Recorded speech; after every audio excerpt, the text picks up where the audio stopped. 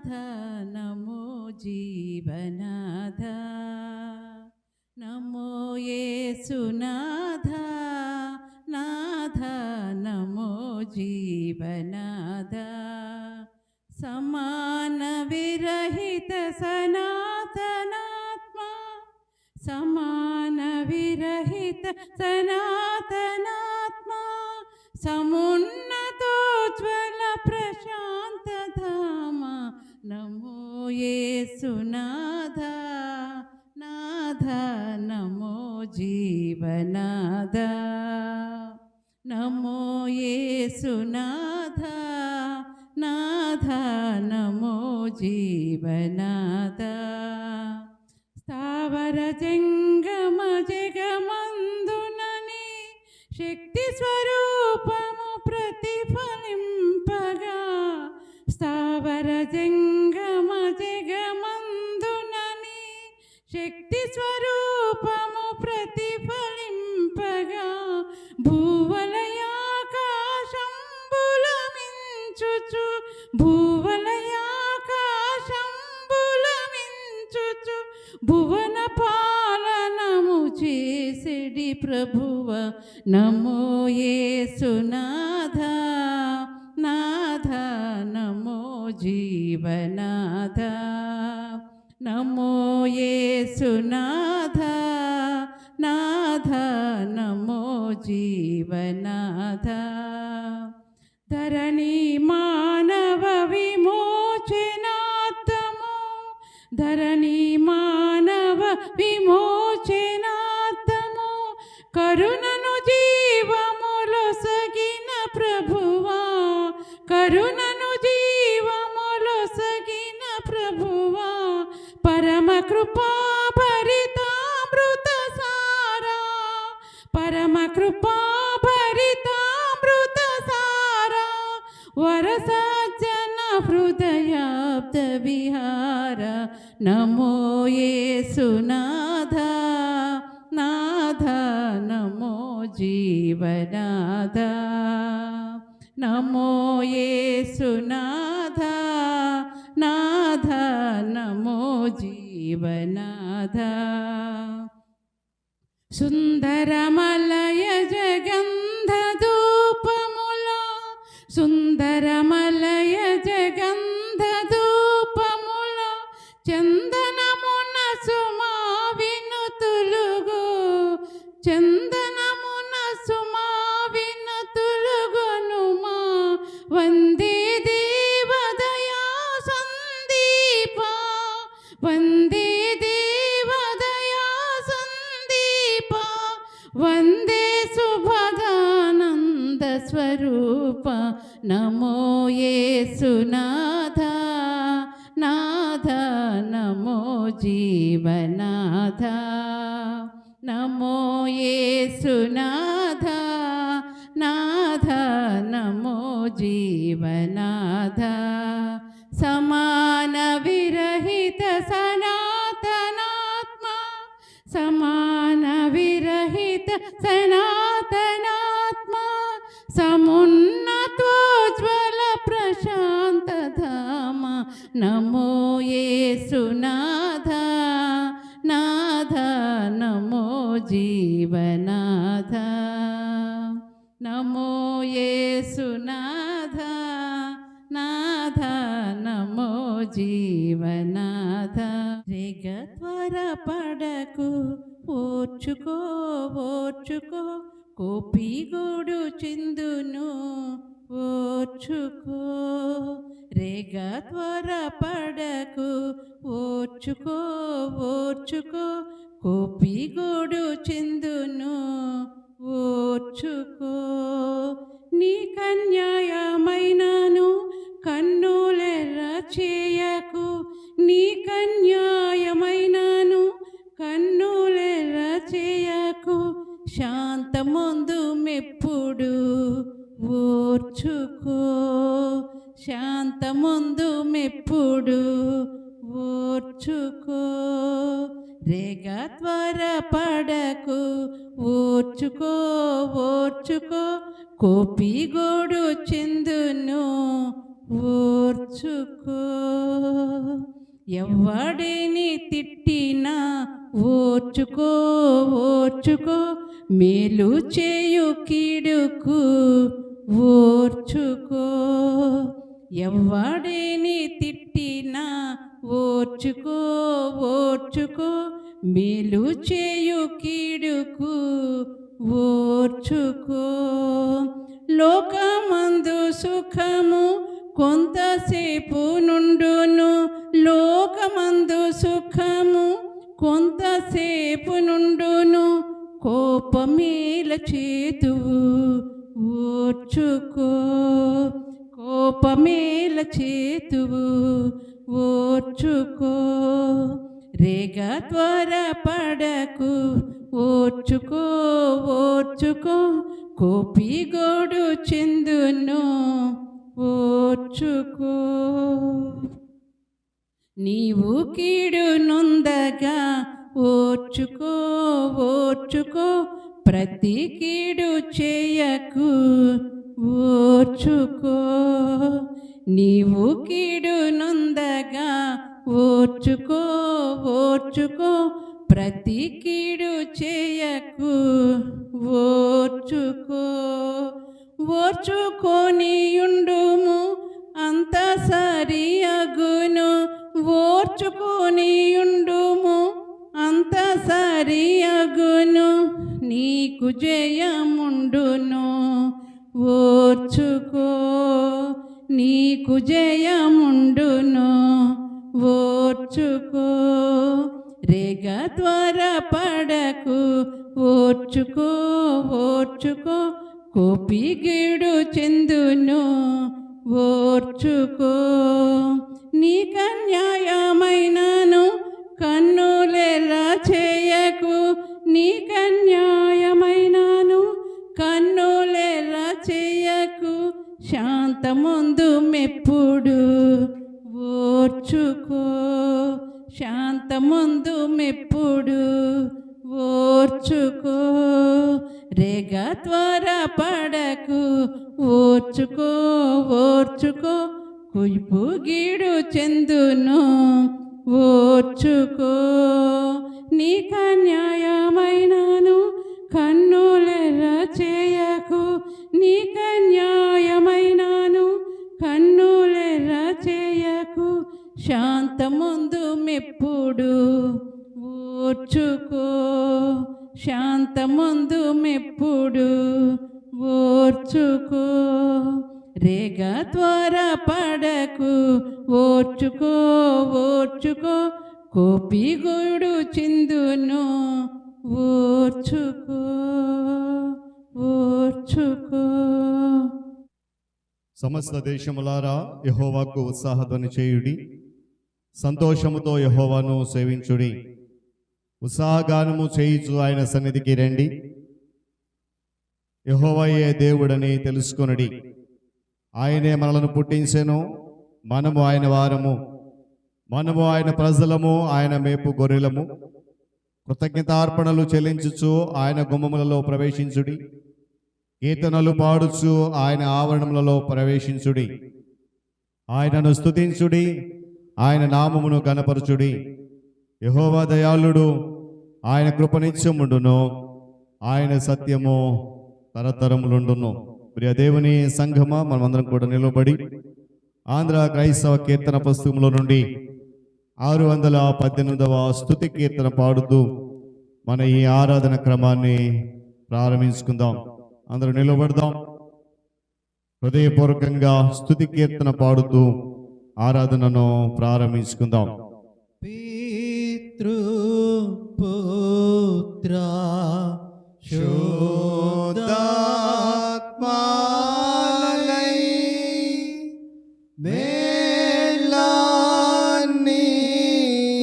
మేలాన్నిచ్చు దేవుని స్తుతించు సర్వ లోకమా, స్తుతించు దివ్య సైన్యమా.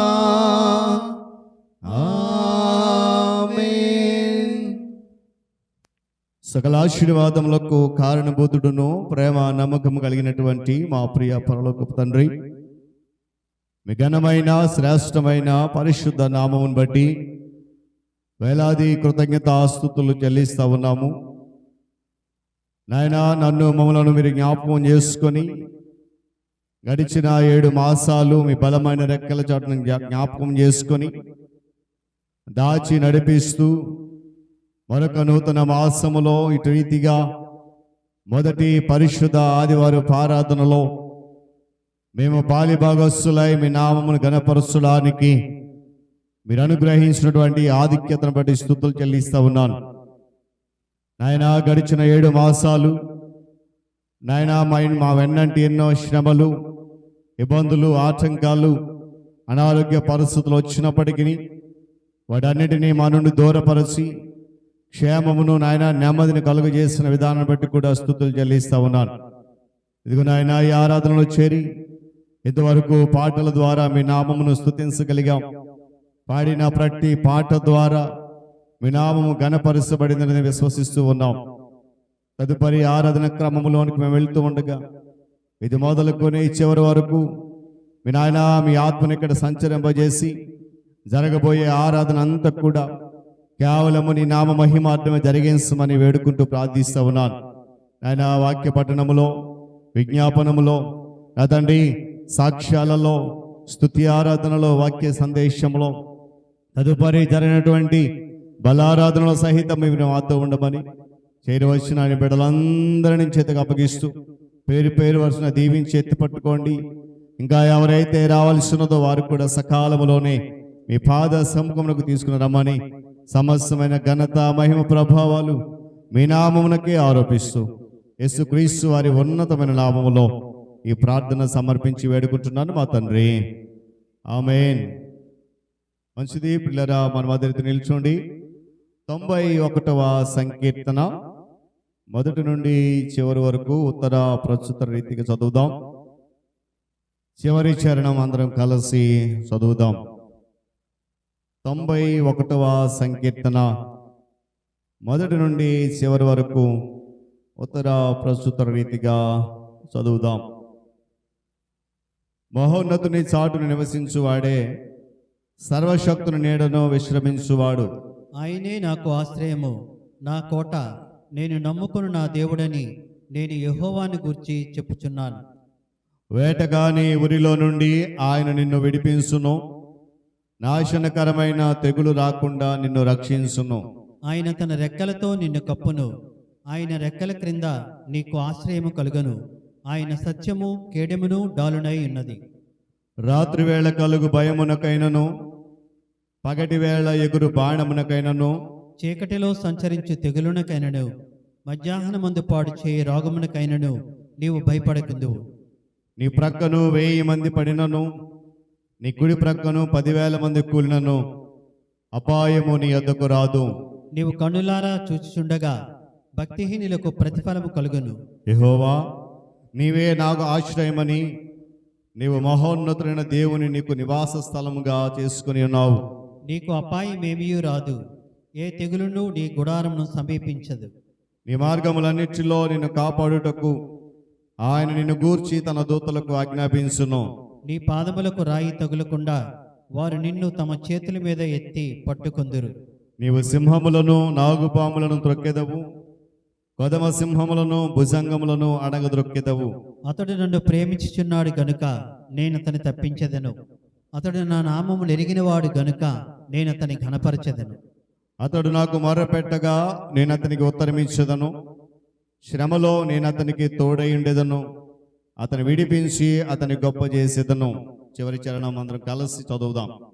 దీర్ఘాయువు చేత అతనిని తృప్తిపరచెదను, నా రక్షణ అతనికి చూపించేదను. దేవుడు తన పరిశుద్ధ వాక్యమును మన కొరకు దీవించునుగాక. ప్రియులారా, మన మధ్య నిల్చుండి ఆంధ్ర క్రైస్తవ కీర్తన పుస్తకంలో నుండి 69వ పాట, సర్వదేశములారా శ్రీ యేసే దేవుడు అనే పాట పాడుతూ ఆరాధన క్రమంలో ముందు కొనసాగుదాం. ఆంధ్ర క్రైస్తవ కీర్తన పుస్తకంలో నుండి 69వ పాట పాడుతూ ప్రభు నామాన్ని స్తుతి చేద్దాం. సర్వదేశములారా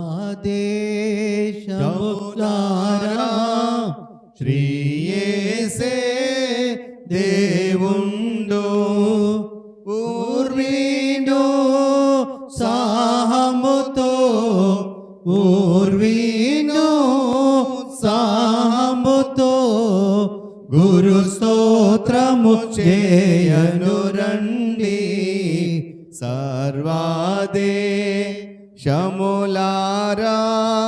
శ్రీయేసే దేవుండు ఆ ప్రభువే దేవుండు అధికా స్తోత్రార్హుండు భూప్రజల నందరిని భూప్రజలు నందరిని పుట్టించిన భగవంతుండు సర్వాదేశములారా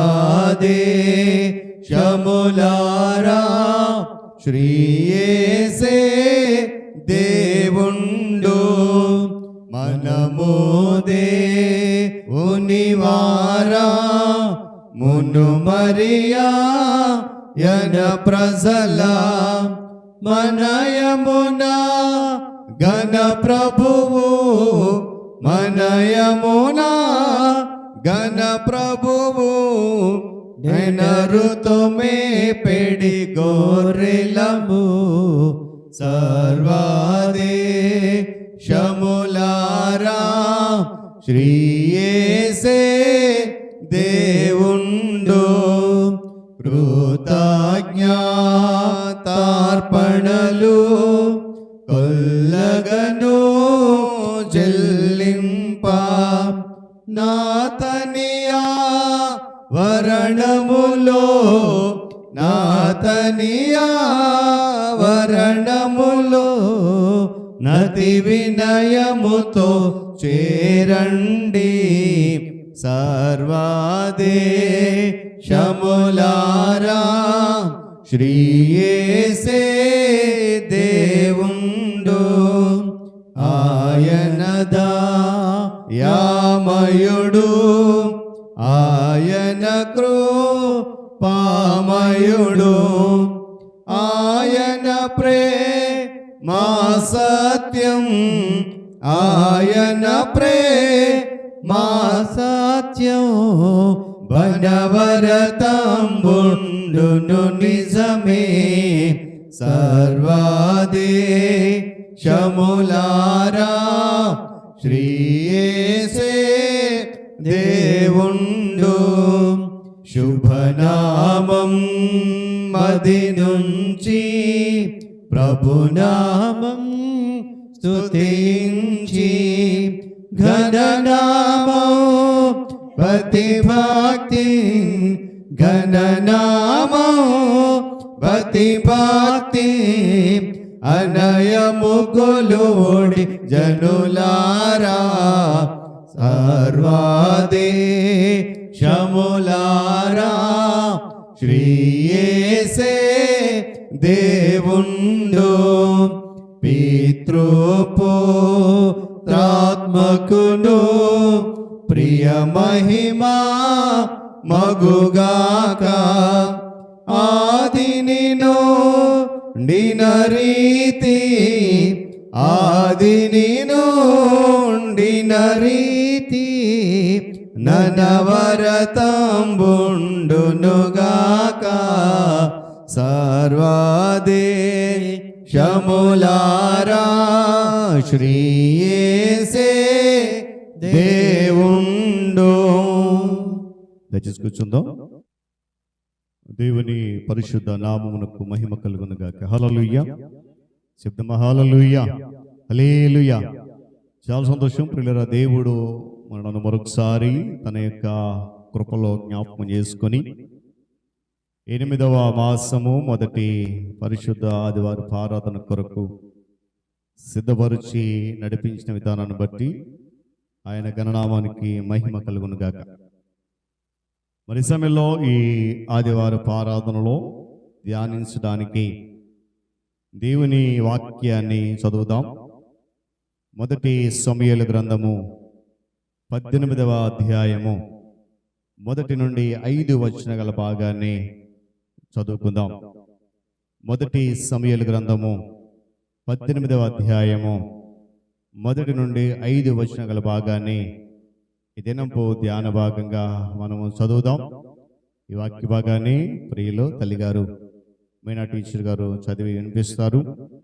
తదుపరి ప్రియ తల్లిగారు లలిత కుమారి బెహ్రా గారు మనల్ని విజ్ఞాపన ప్రార్థనలో నడిపిస్తారు. హల్లెలూయా.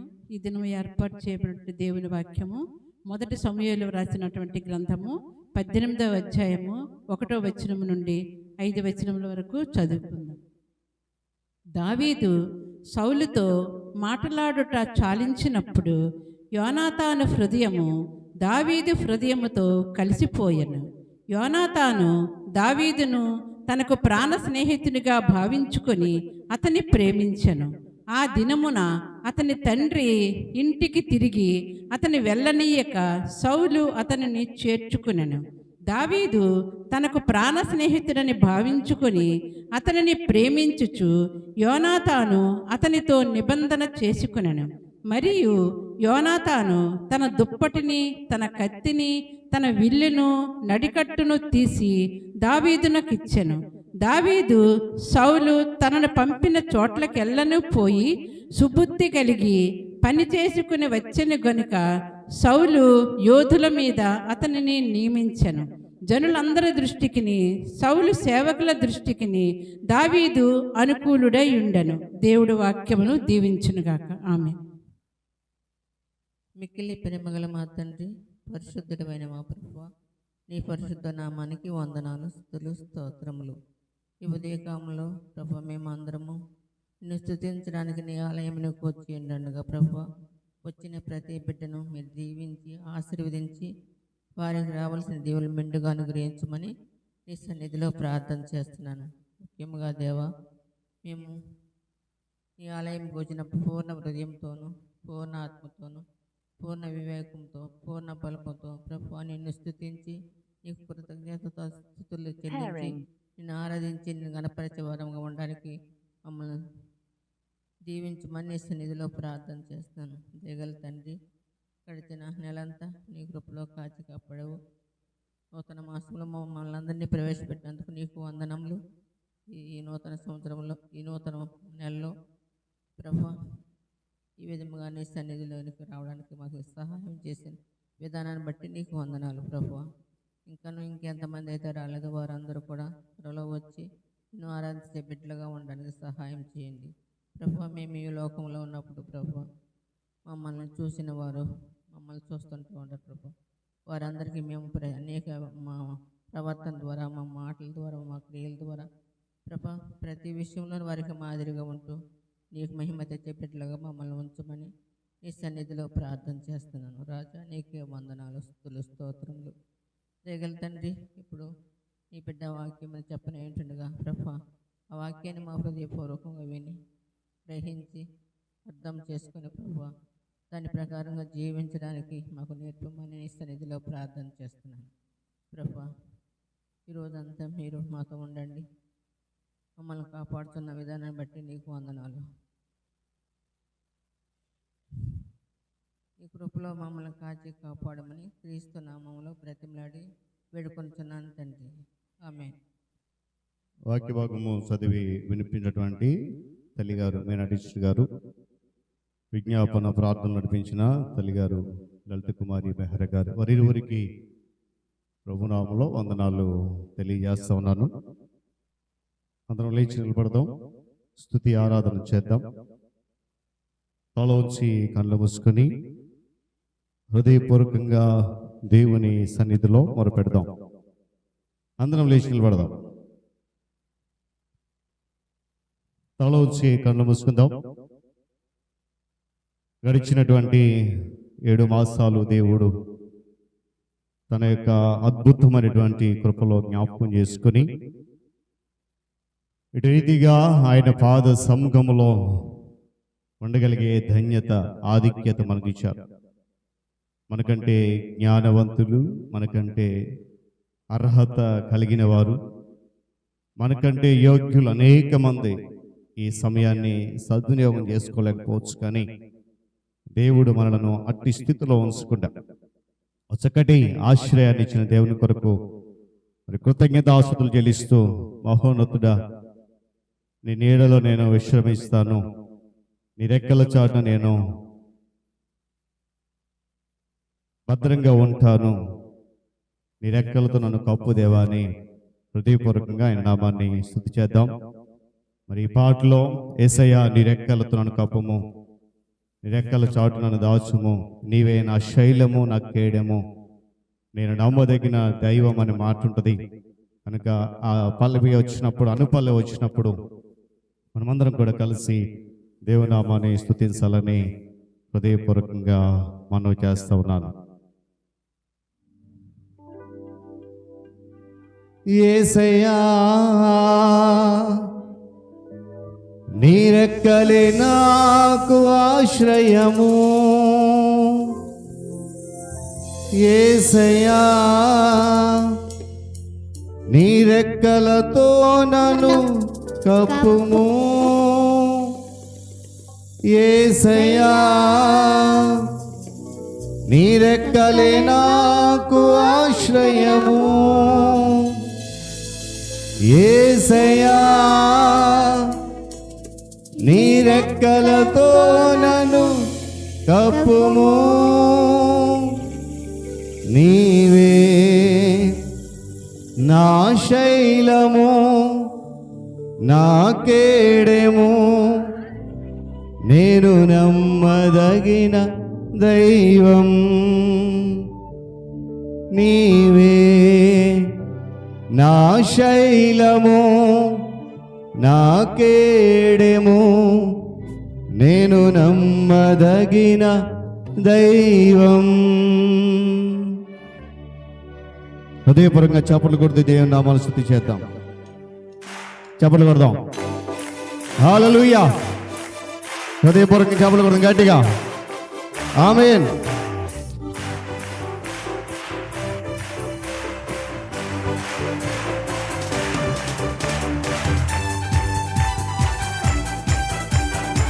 గట్టిగా చప్పట్లు కొడుతూ దేవుని నామాన్ని స్తుతి చేద్దాం.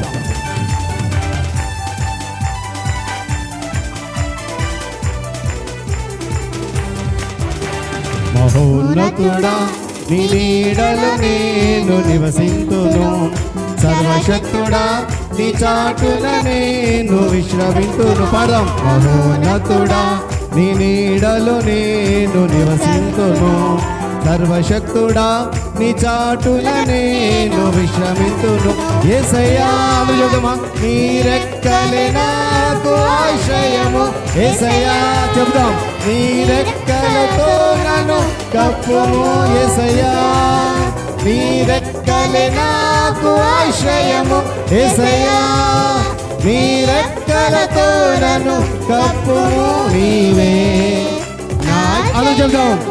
నా కేడెము, నేను నమ్మదగిన దైవం, నీవే నా శైలము, నా కేడెము, నేను నమ్మదగిన దైవం. చెప్పకూడదు, స్తుతి చేద్దాం. ప్రపంచాన్ని నీ వాక్కు చేత నిర్మించావు దేవా, నీవు సృజించిన వాటిని నీవే కాపాడు దేవుడవు, వేటగాని ఉరిలో నుండి విడిపించిన వాడవు నీవే, నాశనకర తెగుల నుండి రక్షించవు నీవే దేవాని హృదయపడి స్తుతి చేసి పాడదాం.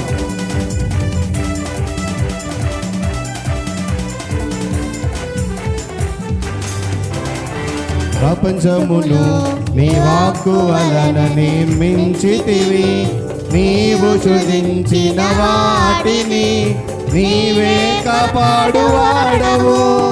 ప్రపంచమును నీ వాక్కు వలన నిర్మించితివి, నీవు సృజించిన వాటిని నీవే కాపాడుచువాడవు. వేటకాని ఉరి నుండి విడిపించువాడవు నీవే, నాశనకరమైన తెగులు నుండి రక్షించువాడవు నీవే, వేటకాని ఉరి నుండి విడిపించువాడవు నీవే, నాశనకరమైన తెగులు నుండి రక్షించువాడవు నీవే, నా రక్షణ శృంగమా, నా ఆశ్రయ దుర్గమా, నా రక్షణ శృంగమా, నా ఆశ్రయ చెబుదామనుకుంటా. యేసయ్యా నీ రెక్కలే నాకు ఆశ్రయ. అందరూ చెప్తాం. నీ రెక్కలతో నన్ను కప్పుము యేసయ్యా. అందరూ చెప్పాలి. చెప్పండి కొడుకు. యేసయ్యా నీ రెక్కలతో నన్ను కప్పుము నీవే, నా శైలము నా కేడెము, నేను నమ్మదగిన దైవం నీవే, నా శైలము నా కేడెము, నేను నమ్మదగిన దైవం. చమలు పట్టాలి గట్టిగా సంతోషంగా చమలు కొడుతూ ఆయన నామ స్తుతి చేద్దాం. ఆమేన్ హల్లెలూయా. నీ కట్టు నా కళ్ళు ఇస్తున్నాను, నీ వల్ల నిత్యం సహాయం కలుగుతుంది దేవా అని. ఏ అపాయం రాకుండా గుడి పక్కన నిలుచు దేవా, నా ప్రాణం నిరంతరం కాపాడేవాడు నీవే అని హృదయపూర్వక చెబుతూ స్తుతి చేద్దాం. ఆమేన్. యేసుని తట్టు నా కన్నులెత్తుచున్నాను, నీ వలనే నిత్యము సహాయము కలుగుచున్నది. యేసుని వైపు నా కన్నులెత్తుచున్నాను, నీ వలనే నిత్యము సహాయము కలుగుచున్నది. ఏ అపాయము రాకుండా నా గుడి ప్రక్కన నిలువుము, నా ప్రాణము నిరంతరం కాపాడువాడవు నీవే. ఏ అపాయము రాకుండా నా గుడి ప్రక్కన నిలువుము, నా ప్రాణము నిరంతరం కాపాడువాడవు నీవే, నా రక్షణ శృంగమా, నా ఆశ్రయ దుర్గమా, నా రక్షణ శృంగమా, నా చెబుతా గడిగా. యేసయ్యా నీ రెక్కలే నాకు ఆశ్రయము, యేసయ్యా నీ రెక్కలతో నన్ను కప్పుము యేసయ్యా. అందరూ కూడా యేసయ్యా నీ రెక్కలతో నన్ను కప్పుము నీవే, నా శైలము నా కేడెము, నేను నమ్మదగిన దైవం. చెప్పాలి. నీవే నా శైలము నా కేడెము, నేను నమ్మదగిన దైవం. మహోన్నతుడా నీ నీడలో నేను నివసింతును, సర్వశక్తుడా నీ చాటున నేను విశ్రమింతును. మహోన్నతుడా నీ నీడలో నేను నివసింతును, సర్వశక్తుడా నీ చాటున నేను. చెబుదాం. యేసయ్యా అందరూ కూడా హల్లెలూయా. యేసయ్యా నీ రెక్కలతో నన్ను అందరూ పాడాలి గట్టిగా. నీ రెక్కల నాకు ఆశ్రయము, యేసయ్యా నీ రెక్కలతో నన్ను కప్పుము నీవే, నా శైలము నా కేడెము, నేను నమ్మదగిన దైవం నీవే. నీవే నా శైలము నా కేడెము, నేను నమ్మదగిన దైవం. యేసయ్యా నీ రెక్కలే నాకు ఆశ్రయము, యేసయ్యా నీ రెక్కలతో నన్ను కప్పుము నీవే, నా శైలము నా కేడెము, నేను నమ్మదగిన దైవం నీవే, నా శైలము నా కేడెమో నేను నమ్మదగిన దైవం. ప్రార్థన చేసుకుందాం. మహోన్నతుడా, మీకు వందనాలు. నీ నీడలో మేము నివసించడానికి, నీ చాటున మేము విశ్రమించడానికి మీ రెక్కలను మాకు ఆశ్రయంగా చేసి, మాకు శైలముగా కేడెముగా, మేము నమ్మదగిన దేవుడవుగా మీరున్నందుకు స్తోత్రాలు. ఈ 8వ మాసములో ఈ మొదటి పరిశుద్ధ దినములో చేయబడిన ఈ స్తుతి ఆరాధన కేవలం నీ నామ ఘనత కొరకు నాయన, సంఘమంతా కూడా సంతోషంతో నిన్ను స్తుతించింది. మరి సంతోషము అధికము చేసి వినబోతున్న నీ మాటల కొరకు ప్రతి హృదయాన్ని సిద్ధం చేయమని ప్రార్థన చేస్తా ఉన్నాను నాయన. ఇదిగో కొద్ది నిమిషాలు నీ విలువైన శ్రేష్టమైన మాటలు ధ్యానించడానికి మేము సిద్ధపడుతున్నాం. నీ పక్షముగా నీ సేవకుడు నిలబడుతూ ఉన్నాడు. వచ్చివాడు బలహీనుడు నీ సేవకుడు. బలపరచుమని, నీ శిలో చాటున మరుగుపరచుమని, చేరవచ్చిన నాతో అందరితో మీరే మాట్లాడమని, ఆ విలువైన శ్రేష్టమైన మాటలు వినగలిగే చెవులు, వినిన వాటిని గ్రహించే మనస్సు అందరికి అనుగ్రహించమని, నా నోటి మాటలు అందరి హృదయ ధ్యానములు కేవలము నీ దృష్టికి మాత్రమే అంగీకరములుగా చేసుకునమని నీ ప్రియకుమారుడును మా రక్షకుడైన యేసుక్రీస్తు వారి శ్రేష్టమైన నామములో ఈ ప్రార్థన సమర్పించి వేడుకుంటున్నాను మా తండ్రి, ఆమేన్. నిశ్శబ్దం కూర్చుందాం. దేవుని పరిశుద్ధ ఘననామానికి మహిమ కలుగునుగాక. హల్లెలూయా. శబ్దం గట్టి హల్లెలూయా, హల్లెలూయా. చాలా సంతోషం ప్రియులార. దేవుడు తన మహాకృపను బట్టి 8వ మాసములో మొదటి పరిశుద్ధ దినం ఇటు రీతిగా ఆయన పాద సముఖములో ఆయనను స్తుతించడానికి, ఆరాధించడానికి మనందరికీ అనుగ్రహించినటువంటి విలువైన సమయాన్ని బట్టి ఆయన గణనామానికి మహిమ ప్రభావములు కలుగునుగాక. చేరవచ్చిన మీ అందరికీ, సంఘ నాయకులైన వారికి, విశ్వాసులకు యేసుక్రీస్తు వారి ఉన్నతమైన నామంలో ఈ ఆదివారపు శుభములు తెలియజేస్తూ, ప్రాముఖ్యంగా ఈ ప్రత్యేకమైన దినం మరి స్నేహితుల దినోత్సవం. మనమందరం కూడా స్నేహితులుగా దేవుని సన్నిధిలో ఉన్నాం కనుక ప్రతి ఒక్కరికి కూడా ఫ్రెండ్షిప్ డే శుభాకాంక్షలు తెలియజేస్తూ ఉన్నాను. కొద్ది నిమిషాల్లో మనము దేవుని మాటలు ధ్యానం చేద్దాం. చదవనటువంటి వాక్య భాగం మొదటి సమూయేలు గ్రంథం 18వ అధ్యాయం మొదటి 5 వచనాలు గనక మనము జాగ్రత్తగా గమనిద్దాం.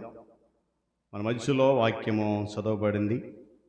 ఒకవేళ సమయంలో మీరు రాలేకుండా ఉంటే కనుక పాత నిబంధన గ్రంథములో 239వ పేజీలో ఆ మాటలు వ్రాయబడి ఉన్నాయి. గమనించాలని మనవి చేస్తూ ఉన్నాను.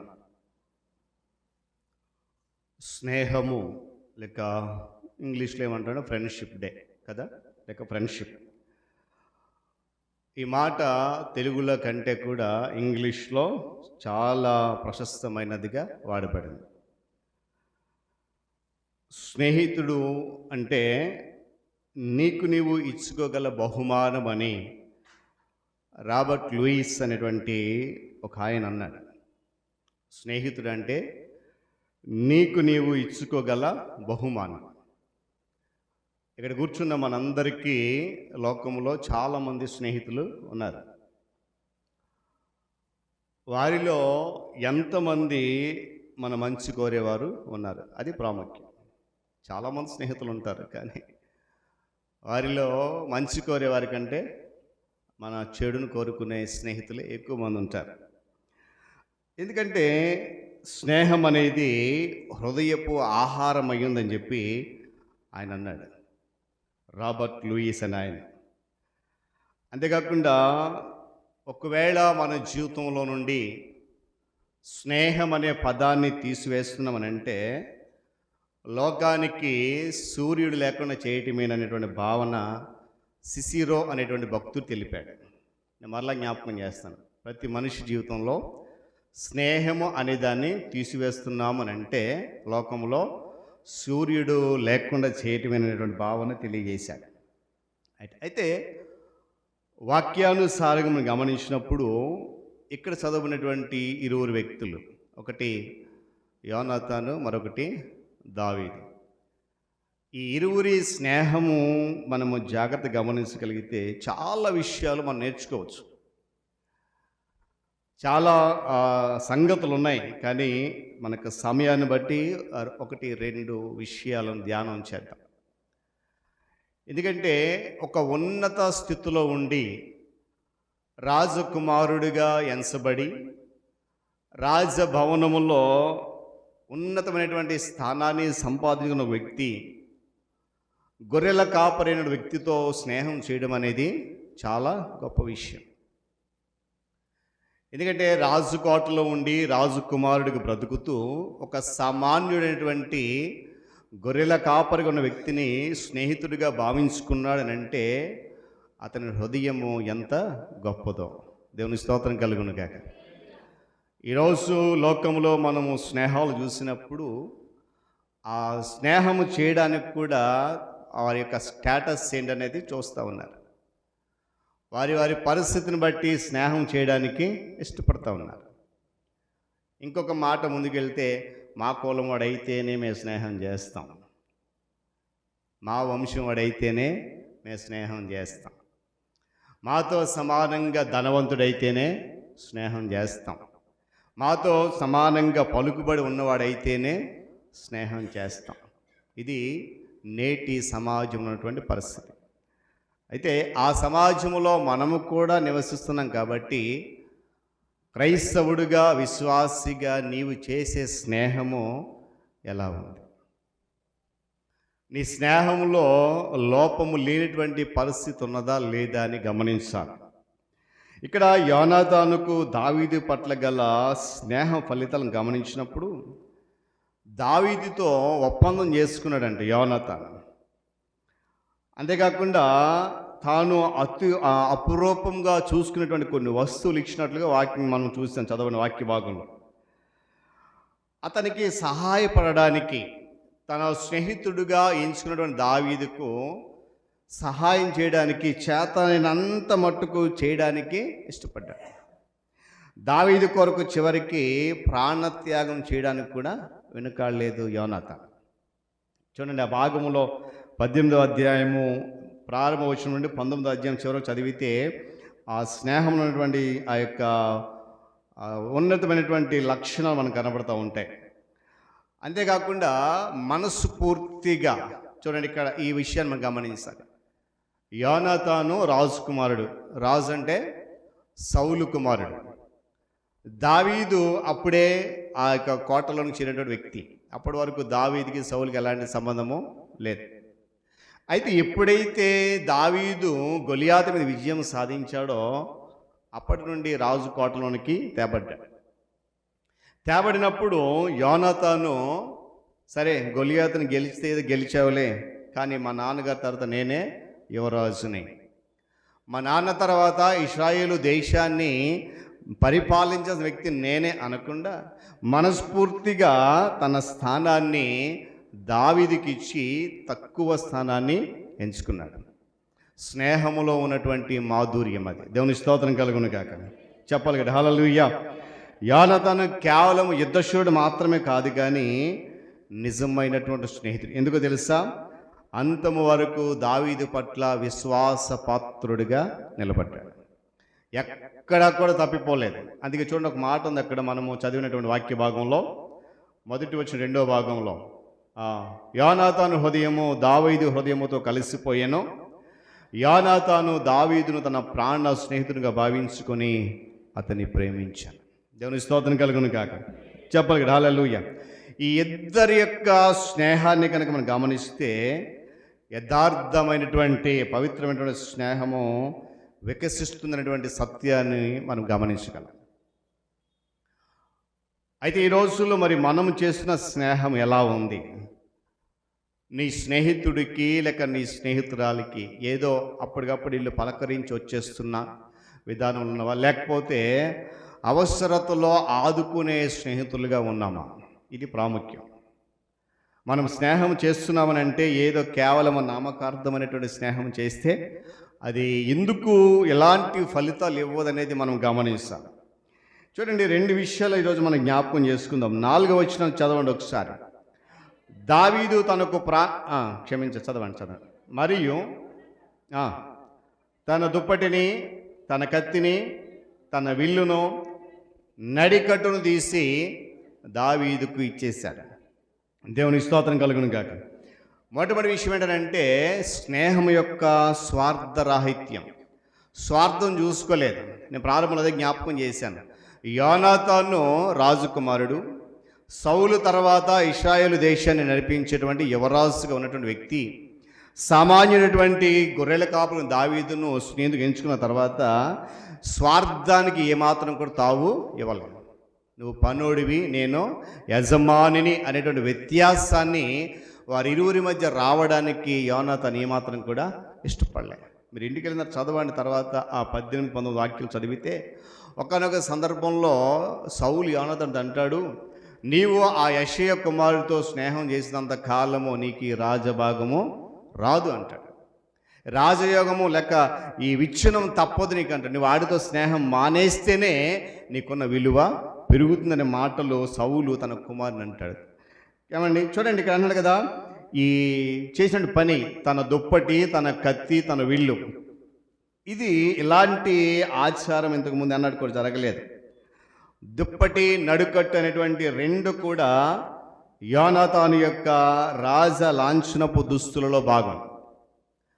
ఆ రాజ లాంఛనపు దుస్తులను తన స్నేహితునికి ఇచ్చేశాడు. ఈరోజు మన స్నేహితులకి ఏమైనా ఇవ్వగలుగుతున్నామని అంటే కేవలం ఏదో నోటి మాట చేత హ్యాపీ ఫ్రెండ్షిప్ డే, అది కూడా సంవత్సరానికి ఒకసారి.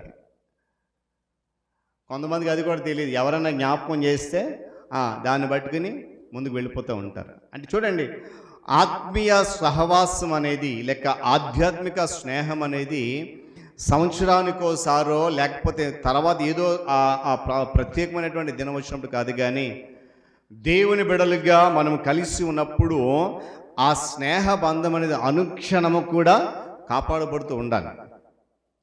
ఈరోజు విశ్వాసుల మధ్య స్నేహం ఎలా ఉందని అంటే నువ్వు అక్కడ, నేను ఇక్కడ,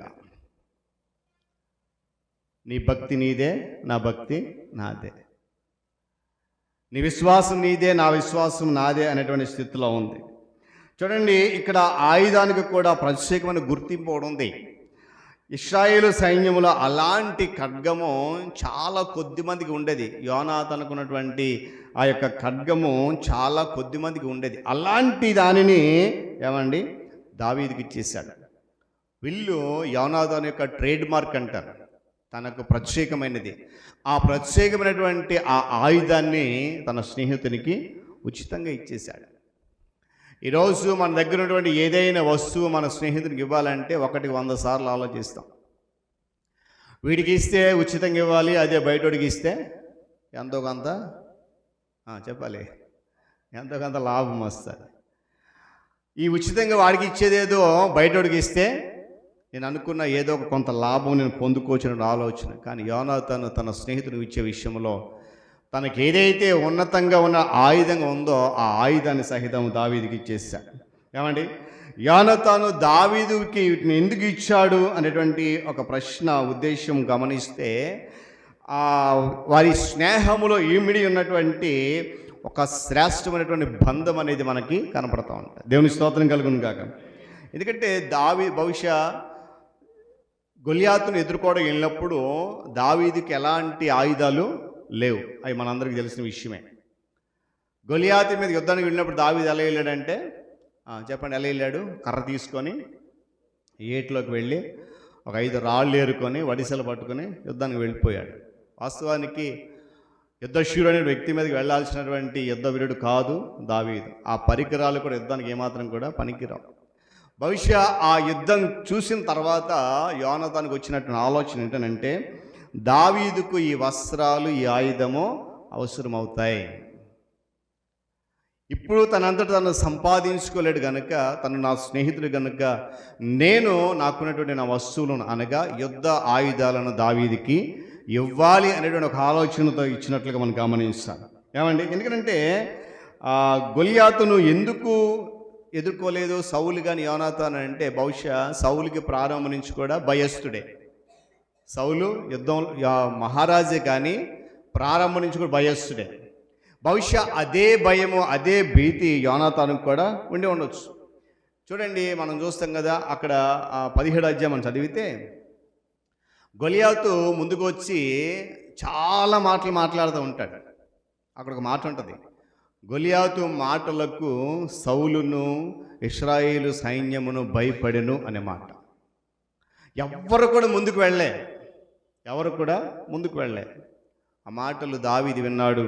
అక్కడ ఒక మాట ఉంటుంది, సున్నతి లేని ఈ వ్యక్తి ఏమన్నాడంట, సున్నతి లేని వ్యక్తి ఇశ్రాయేలీయుల దేవుడును తృణీకరించడానికి ఎంతటి వాడు. ఈ ఫిలిష్తీయుని నేను చంపి ఇశ్రాయేలు మీద నింద నేను తొలగిస్తాను. ఎందుకు ఈ మాట జ్ఞాపకం చేస్తున్నానంటే పిల్లరా, సౌలుతో పాటు యోనాతానుతో ఇశ్రాయేలు సైన్యం అంతా కూడా భయపడింది కూడా. కానీ దావీదు మాత్రము ఎలాంటి భయము లేకుండా గొలియాతును ఎదుర్కోవడానికి ఆ లోయలను దిగినప్పుడు యోనాతాను యొక్క ఆశ ఉజ్జీవింపబడి దావీదుతో తన హృదయాన్ని కలుపుకోవడానికి ఇష్టపడ్డాడు. మరి రోజు ఏం చూసి నీ స్నేహితుడిని ఎంచుకుంటున్నావు? నీ స్నేహితురాల్లో ఏ లక్షణాలు చూసి వారితో నీ స్నేహాన్ని కొనసాగిస్తున్నావు? ఎలాంటి పరిస్థితిని బట్టి నీ స్నేహాన్ని కొనసాగించాలని నీవు ఆలోచన కలిగి ఉన్నావు? ఒకసారి మరి రోజు గమనించాలి. దావీదును ఆ యొక్క దావీదు మీద కలిగిన ఆశను ఏదో సరేలే స్నేహం చేస్తే సరిపోతుంది అనేటువంటి ఆ ఒక్క మాట విడిచిపెట్టాలి. ఎప్పుడైతే ఆ ఆశ కలిగిందో ఆ ఆశను దృఢపరచుకోవడానికి ఇష్టపడ్డాడు యోనాతాను. దావీదే సింహాసనానికి తగినవాడని, ఇశ్రాయేలు దేశానికి లేక ఇశ్రాయేలు సైన్యానికి జనాంగానికి వారి భవిష్యత్తుకు రక్షణ ఇవ్వగలడని ఒక నిశ్చయత యోనాతానుకు కలిగింది. ఒకవేళ మనలో మన ఇరువురు స్నేహితులు కలిసి ఉన్నప్పుడు దావీదు యోనాతాను వంటి పరిస్థితి కనుక వస్తే యోనాతాను విడిచిపెట్టేసినట్లుగా తన స్నానాన్ని మనం విడిచిపెట్టగలమా? ఒక మాట గమనించి, అక్కడ ఎప్పుడైతే గొలియాతును ఎదుర్కొని వెళ్ళాడో యోనాతానుకు ఒక ఆశ కలిగిందంట. ఏం ఆశ? రాబో భవిష్యత్తు ఇశ్రాయేలు రాజు దావీదే, ఆ సింహాసనాన్ని అధిష్ఠించడానికి అతడు అర్హుడు. ఎంత చూడండి, ఇంకా తనతో మాట్లాడలేదు, ఇంకా తనను కలుసుకోలేదు. కానీ ఎప్పుడైతే ఆ యొక్క సంఘటన చూశాడో అప్పుడే దావీదుకు తన మనసులో ఒక ఉన్నతమైన స్థానాన్ని ఇచ్చేశాడు. అది నిజమైనటువంటి స్నేహం. దేవుని స్తోత్రం కలుగును గాక.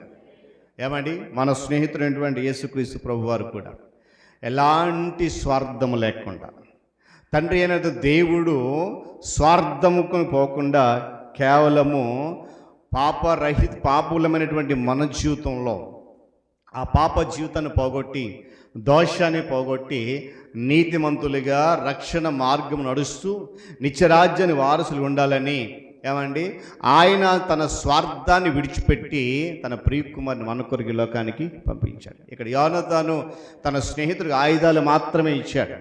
గమనించాలి ఈ మాట.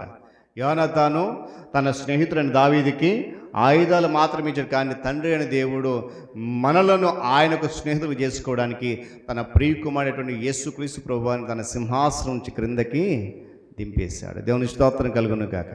మరి అలాంటి నిజ స్నేహితుడు ఈరోజు నీ జీవితంలో ఏ స్థానంలో ఉన్నాడు? అలాంటి నిజ స్నేహితుడు ఈరోజు నీ యొక్క విశ్వాస జీవితంలో ఏ పరిస్థితిలో కొనియాడబడుతున్నాడు అనేటువంటి సత్యాన్ని గమనించాలి. యోనాతాను బహుమతులకు ప్రాధాన్యత ఉంది. ఎందుకంటే యోనాతాను దావీదుతో ఏం చెప్పాడంటే సింహాసనానికి నాకున్న హక్కు కంటే కూడా, సింహాసనానికి నాకంటే కూడా నీవే యోగ్యుడవు. ఆ సింహాసనం అధిష్ఠించే వరకు నీ పక్షంగా నేను నిలబడతాను. దేవుని స్తోత్రం కలుగును గాక. తండ్రి అయిన దేవుడు కూడా పాప జీవితాన్ని విడిచిపెట్టి పాప లోకాన్ని విడిచిపెట్టి మనందరిని కూడా ఆయన రాజ్యము చేరే వరకు కూడా మన పక్షంగా ఆయన యుద్ధం చేస్తూనే ఉన్నాడు నేటికి. దేవుని స్తోత్రం కలుగును కాక. మరి ఈరోజు అలాంటి స్నేహము మన జీవితంలో ఉందా? ఉన్నతమైన స్థానాన్ని విడిచిపెట్టి నీవు సింహాసనం ఎక్కే వరకు కూడా నా హక్కు నేను విడిచిపెట్టి నీకే సపోర్ట్ చేస్తానటువంటి యోనాతాను వంటి మంచి స్నేహము ఈరోజు ఎంతమందిలో కొనసాగుతున్న విషయాన్ని గమనించాలి. ఏమండి, తర్వాత దావీదు యోనాతాను మధ్య కలిగిన స్నేహము ఉన్నతమైనదిగా గమనించాలి. ఇక్కడ చెప్పినటువంటి స్వార్థరాహిత్యము లేఖనాల్లో కానీ నిజ జీవితంలో కానీ అరుదుగా మాత్రమే కనబడుతుంది. వీరిరువురి స్నేహానికి ప్రియులరా ఆ యొక్క సైన్యము లేక సౌలు సామ్రాజ్యం అంతా కూడా భీతిల్లిపోయిందంట. చాలా ఆశ్చర్యం వ్యక్తం చేసిందంట. దావీదు ఎక్కడ, యోనాతాను ఎక్కడ? వీరిరువురి మధ్య స్నేహం ఏంటి? అపవాదికి చాలా సందర్భాల్లో ఒక మంచి స్నేహితులు ఆత్మీయంగా ఎదుగుతూ ఉంటే కుళ్ళిపోతూ ఉంటాడు అన్నమాట. ఆ కుళ్ళిపోయి ఏం చేస్తారంటే ఆ మంచి స్నేహాన్ని చెడగొట్టడానికి చాలా రకాల ప్రయత్నాలు, ఏదో ఒక రకంగా స్నేహాన్ని చెడగొట్టాలని ప్రయత్నం చేస్తాడు. దావీదు యోనాతాను మధ్య ఉన్న స్నేహాన్ని కూడా చెరపాలని ఆలోచన కలిగింది అక్కడ. కానీ వారిరువురి మధ్య ఉన్న స్నేహము ఆత్మీయత కలిగినదిగా, ఎవ్వరు ఎన్ని ప్రయత్నాలు చేసినా కూడా ఆ స్నేహ బంధము విడిపోలేదు.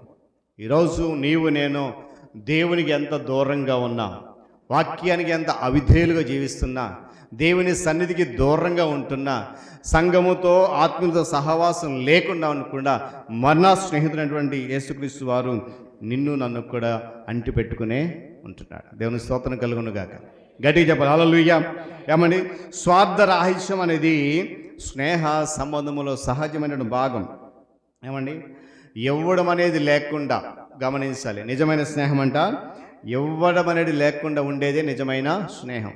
నేను ఇచ్చాను, నువ్వు నాకు ఇవ్వాలి అనేది ఉండదట నిజమైన స్నేహంలో. ఏముండదంట, నేను ఇస్తున్నాను కనుక తిరిగి నువ్వు కూడా ఇవ్వాలి, ఇలాంటి ఆ భాగము లేదు. ఎందుకంటే యోనాతాను దావీదుతో ఉన్నట్టు మాట ఏంటంటే, నీకేదైతే చేయాలనుకుంటున్నావో, నీకేదైతే తోస్తుందో దాన్ని నేను నీ ఎడల జరిగిస్తాను. మనం చదివినటువంటి చూడండి ఒకసారి 20వ అధ్యాయం 4వ వచనం చదవండి ఒకసారి. 20వ వచనం 4వ వచనం. యోనాతాను, నీకేమి తోచునో దానినే నేను నీ ఎడల జరిపిస్తాను.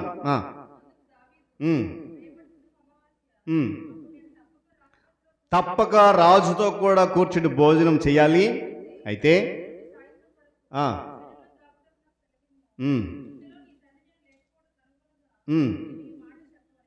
చాలండి. దేవుని స్తోత్రం కలుగును గాక. ఆ సందర్భం ఇంటికి వెళ్ళి చదవండి. అప్పటికి సౌలు దావీదును చంపాలనేటువంటి ఆలోచన కలిగి ఉన్నాడు. ఆ ఆలోచన విషయంలో దావీదు ఒక కోరిక కోరాడు. ఏమని? రేపు రాజుతో కూర్చుని నేను భోజనం చేయాలి. నేను ప్రారంభంలో ఒక మాట చెప్పాను. ఒక నిజమైన స్నేహితుడిగా దావీదు కొరకు చేతనంతా చేయగలిగాడు యోనాతాను. ఇక్కడ కోరుకోతాను అటు అన్నాడు కదా, నీకేమి తోస్తుంది దాన్నే చెయ్యి, దాన్ని నీ ఎడల జరిగిస్తాను. గమనించాలి పిల్లలు, నిజమైన స్నేహితులు అలాగే ఉంటారు. మరి రోజు మన స్నేహం అలా ఉందా? నీకేది ఇష్టమో అది కొనసాగించు, దాన్ని నేను సపోర్ట్ చేస్తాను. నీకేదైతే ఆలోచన ఉందో ఆలోచన ప్రకారం నడువు, దాన్ని నేను కొనసాగిస్తాను. ఏమండి, ఉండదు అలాంటిది? మనం అలా చేయం. ఏంటంటే నేను ఏది చేస్తున్నాను నువ్వు కూడా అదే చేయాలి. నువ్వు చేసేది నాకు ఇష్టం లేకపోతే మానేయాలి. నేను అడిగింది నువ్వు ఇవ్వలేకపోతే మన స్నేహము రద్దు. ఇలాంటి స్నేహం నేటి దినాల్లో నేను అంటాను. ఈరోజు పిల్లరా 2025వ సంవత్సరంలో ఈ స్నేహితుల దినోత్సవం రోజున నీ నిజ స్నేహితుడైనటువంటి యేసుక్రీస్తు ప్రభువారు యోనాతాను కంటే కూడా గొప్పవాడు. హల్లెలూయా. నేను మరలా జ్ఞాపకం చేస్తాను, యోనాతాను కేవలము తన ఆయుధాలు మాత్రమే ఇచ్చాడు. కానీ తండ్రి అయిన దేవుడు నీ కొరకు నా కొరకు తన కుమారుని ఈ లోకానికి ఇచ్చేశాడు. దేవుని స్తోత్రం కలుగును కాక. ఏమండి, ఎవరు ఎక్కువ చేశారు అనేది లెక్కించకుండా ఉండేది నిజమైన స్నేహం. కాబట్టి యోనాతాను లాంటి స్వార్థ రాహిత్యం గల స్నేహము మనం కలిగి ఉండడానికి ప్రయత్నం చేయాలి. ఇక రెండో మాట ఏంటంటే 5వ వచనం చదవండి. స్నేహబంధములో ఒక పరీక్ష. చదవండి చదవండి.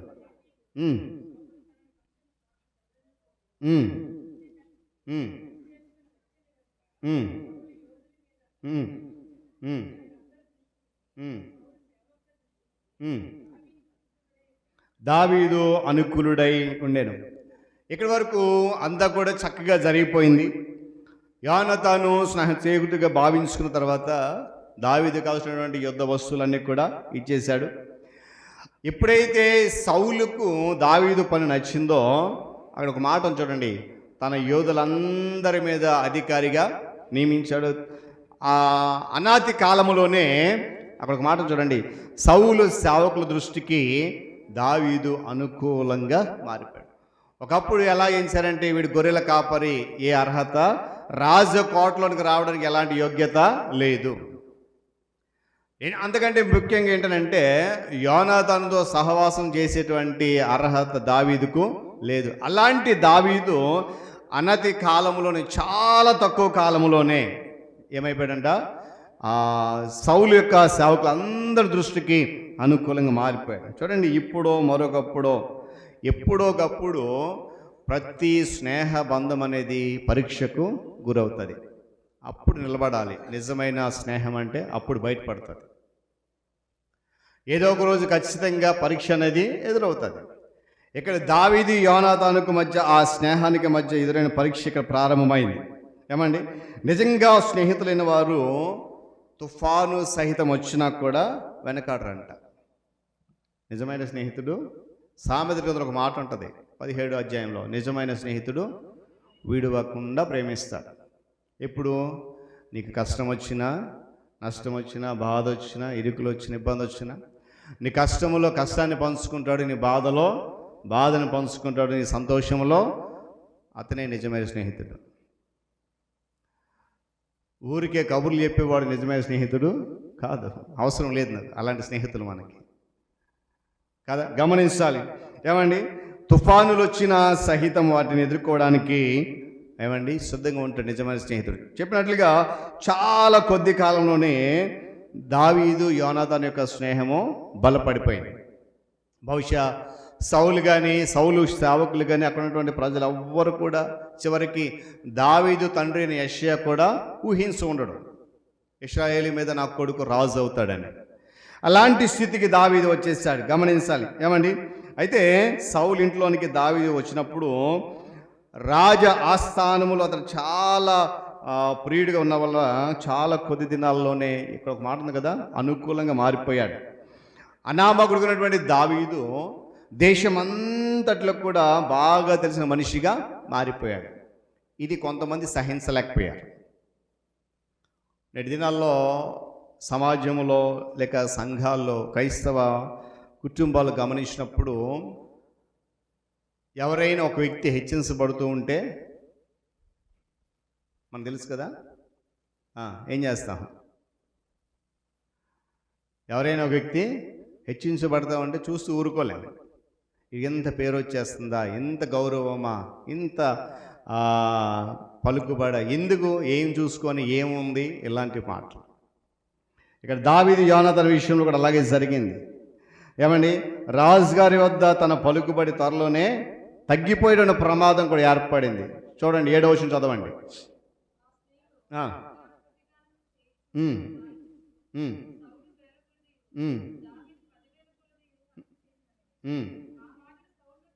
ఆ మాటలు సౌలుకు ఇంపుగా ఉండలేదు కాబట్టి అతడు బహు కోపము తెచ్చుకొని పాడిరే రాజ్యము తప్ప అతడు ఏమి తీసుకోగలడు అనుకొనెను. కాబట్టి నాట నుండి సౌలు దావీదు మీద విషపు చూపు నిలిపాను. ఈరోజు మనందరిలో చాలామంది ఈ కోవకు చెందినవారే. పైకి మాత్రం చాలా బాగా మాట్లాడతాం, లోపల మాత్రము విషమే. అందుకే ఒక భక్తుడు పాట పాడాడు కదా, నిలువెల్ల విషమేనయ్యా మనిషిగా పుట్టిన సర్పనైన పాట. ప్రభువా కాచితి ఇంతకాలం పాట ఉంటుంది. అని ఎందుకు మాట చెప్తానంటే, ఒక నిజమైన స్నేహితురాలుగా నువ్వు ఉంటే నీ స్నేహితుడి యొక్క ఎదుగుదలకు, నీ స్నేహితుల ఎదుగుదలకు నువ్వు ఎప్పుడు కూడా ఆటంకము కావు. ఈరోజు మనం గమనిస్తున్నాం, మన కుటుంబాలలో ఒక వ్యక్తి ఎదుగుతూ ఉంటే ఆ వ్యక్తిని ఏదో ఒక రకంగా పాడు చేయాలి. ఒక వ్యక్తి అభివృద్ధిలోకి వెళ్తున్నాడంటే ఆ అభివృద్ధిని అడ్డుకోవాలి. ఒక వ్యక్తి ఉన్నతమైన స్థానము సంపాదించుకుంటున్నాడంటే ఏదో ఒక రకంగా దానిని రద్దు చేసేటువంటి ఆలోచన చేసేటువంటి పరిస్థితి.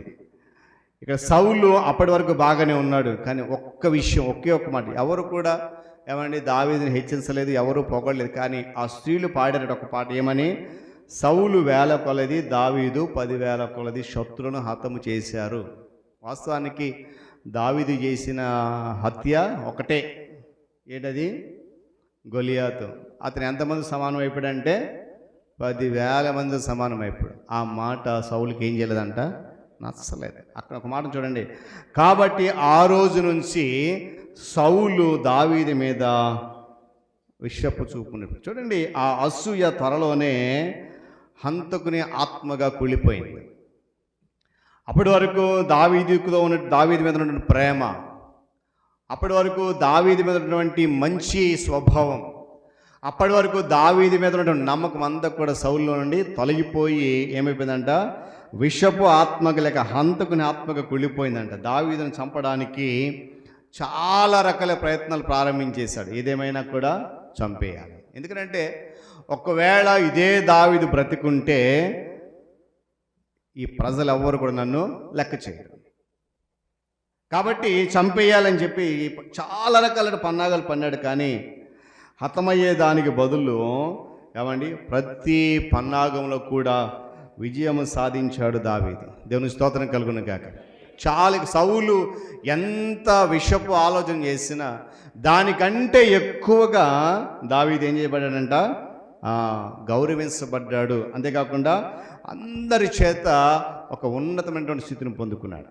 కనుక సౌలుకి దావీదుని చంపడం వీలు కాలేదు. అయినా కూడా తన ప్రయత్నాలు మానుకోలేదు. ఎందుకు మాట చెప్తున్న పిల్లరా, ఆ స్నేహబంధంలో ఒక పరీక్ష ఏర్పడింది, ఏదేమైనా విడగొట్టేయాలి. ఈరోజు నేను ప్రారంభంలో ఒక మాట జ్ఞాపకం చేశాను. ఇద్దరు స్నేహితులు ఆత్మీయంగా బలపడుతూ ఉంటే, ఇద్దరు స్నేహితులు ఆత్మీయంగా దేవుళ్ళు ఎదుగుతూ ఉంటే అపవాదికి ఇలాగే సౌలు అంటే మనసు వచ్చేస్తూ ఉంటుంది. విషయాన్ని నింపుకొని దాన్ని ఏదే రకంగా పాడు చేయాలి. ఏమండి చూడండి, కుయుక్తిగా ప్రవర్తించేటువంటి సౌలు కాలము గడిచిపోతున్న కొలది నేనేమీ చేయలేకపోతున్నాను దావీదునని చెప్పి తీర్మానించుకొని అతడు తన యొక్క అధికారులందరినీ కూడా సమకూర్చి యోనాతాను సమక్షంలో ఒక తీర్మానం చేశాడంటే, ఏమని తెలుసా? దావీదును మీరు ఏదేమైనా చంపేయాలి. బహుశా ఆ అధికారులందరికీ ఆ ఆజ్ఞ పాటించాలి, ఎందుకంటే రాజు కదా. కానీ అక్కడ తన స్నేహితుడు ఉన్నాడు. ఆ సమయంలో ఎప్పుడైతే సౌలు మాట అన్నాడో అక్కడున్న వారి ముఖంలో వెలువడినటువంటి ఆశ్చర్యాన్ని మనం ఎవరం కూడా ఊహించలేం. ఎందుకు తెలుసా? దావీదు చేసిన నేరము ఏంటి? అక్కడ ఒక ప్రశ్న. ఎప్పుడైతే సౌలు మీరు దావీదుని చంపాలి అని ఒక ఆజ్ఞ జారీ చేశాడో వారందరి ముఖంలో వెలువడినటువంటి ప్రశ్న ఏంటనంటే, ఎందుకు చంపాలి? చాలా ఆశ్చర్యాన్ని వ్యక్తం చేశారు. కానీ దావీదు వీరుడిగా నిలిచినట్లుగా మనం దేవుని యొక్క వాక్యం చూస్తాం. చూడండి 19వ అధ్యాయం 1వ వచనంలో అన్నాడు చూడు, అంతటా సౌలు మీరు దావీదును చంపవలసినదని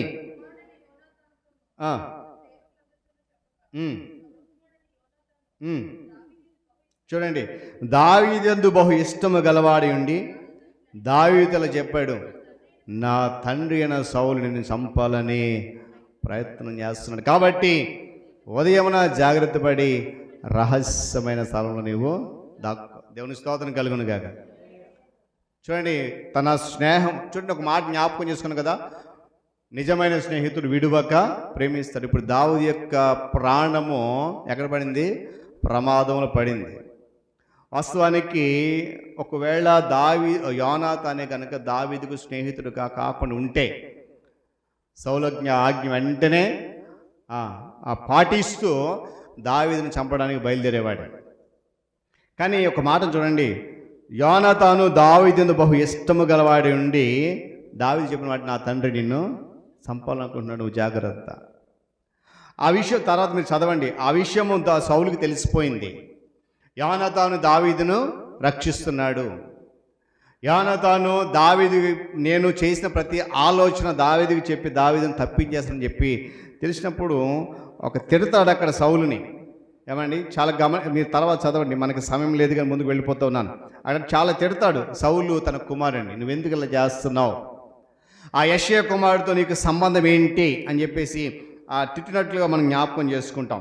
చూడండి, ఎప్పుడైతే ఆ యొక్క ప్రయత్నాలు జరుగుతూ ఉన్నాయో ఆ పరీక్షకు ఏమండి యోనాతాను మధ్యలో నిలబడ్డాడు.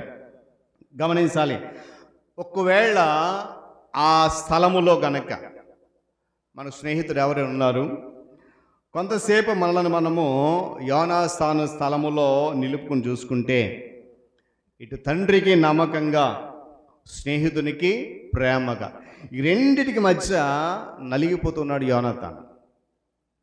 ఈరోజు పిల్లలు గమనిస్తే మనం అందరం కూడా రక్షణ మార్గంలో నడుస్తున్నామనంటే, పరిశుద్ధుల సహవాసములో కూడుకుంటున్నామనంటే, నీతిమంతులుగా పిలువబడుతున్నామనంటే, తండ్రి అయిన దేవుడు తన కుమారునికి మనకు మధ్య పెట్టినటువంటి ఒక పరీక్ష. ఏంటి ఆ పరీక్ష అంటే, మనమందరం కూడా పాపము నుండి విడిపించబడాలంటే ఆయన తన రక్తాన్ని దారపోయాలి. బహుశా తండ్రి అయిన దేవుడు అలా చెప్పినప్పుడు యేసుక్రీస్తు ప్రభువారు ఒక మాట అనుండొచ్చు, ఏమని, నేనెందుకు చెప్పాలి, నేనెందుకు వాళ్ళ కొరకు రక్తం చిందించాలి, నేనెందుకు వారి కొరకు తన ప్రాణాన్ని త్యాగం చేయాలి, నేనెందుకు వారి కొరకు నా సింహాసనాన్ని విడిచిపెట్టాలి. బహుశా అలాగ అనలేదు ఆయన. మరి ఏం చేశాడు చూద్దాం. చూడండి, ఫిలిప్పీ పత్రిక 2వ అధ్యాయం 7వ వచనం. ఫిలిప్పీలకు రాసిన పత్రిక 2వ అధ్యాయము 7వ వచనం చదవండి. మనుష్యుల పోలికగా పుట్టి దాసుని కొంచెం పైకి చదవండి, 6వ వచనం చదవండి. క్రీస్తు యేసును కలిగిన ఈ మనస్సు మీరు కలిగి ఉండండి, ఆయన దేవుని స్వరూపము కలిగి ఉండి, గమనించాలి ఈ మాట, దేవునితో సమానముగా ఉండుట విడిచిపెట్టకూడని భాగ్యమని ఎంచుకోలేదు, కానీ మనుష్యుల పోలికగా పుట్టి దాసుని స్వరూపం ధరించుకొని తన్ను తానే రిక్తునిగా చేసుకున్నాడు. దేవుని స్తోత్రం కలుగును గాక.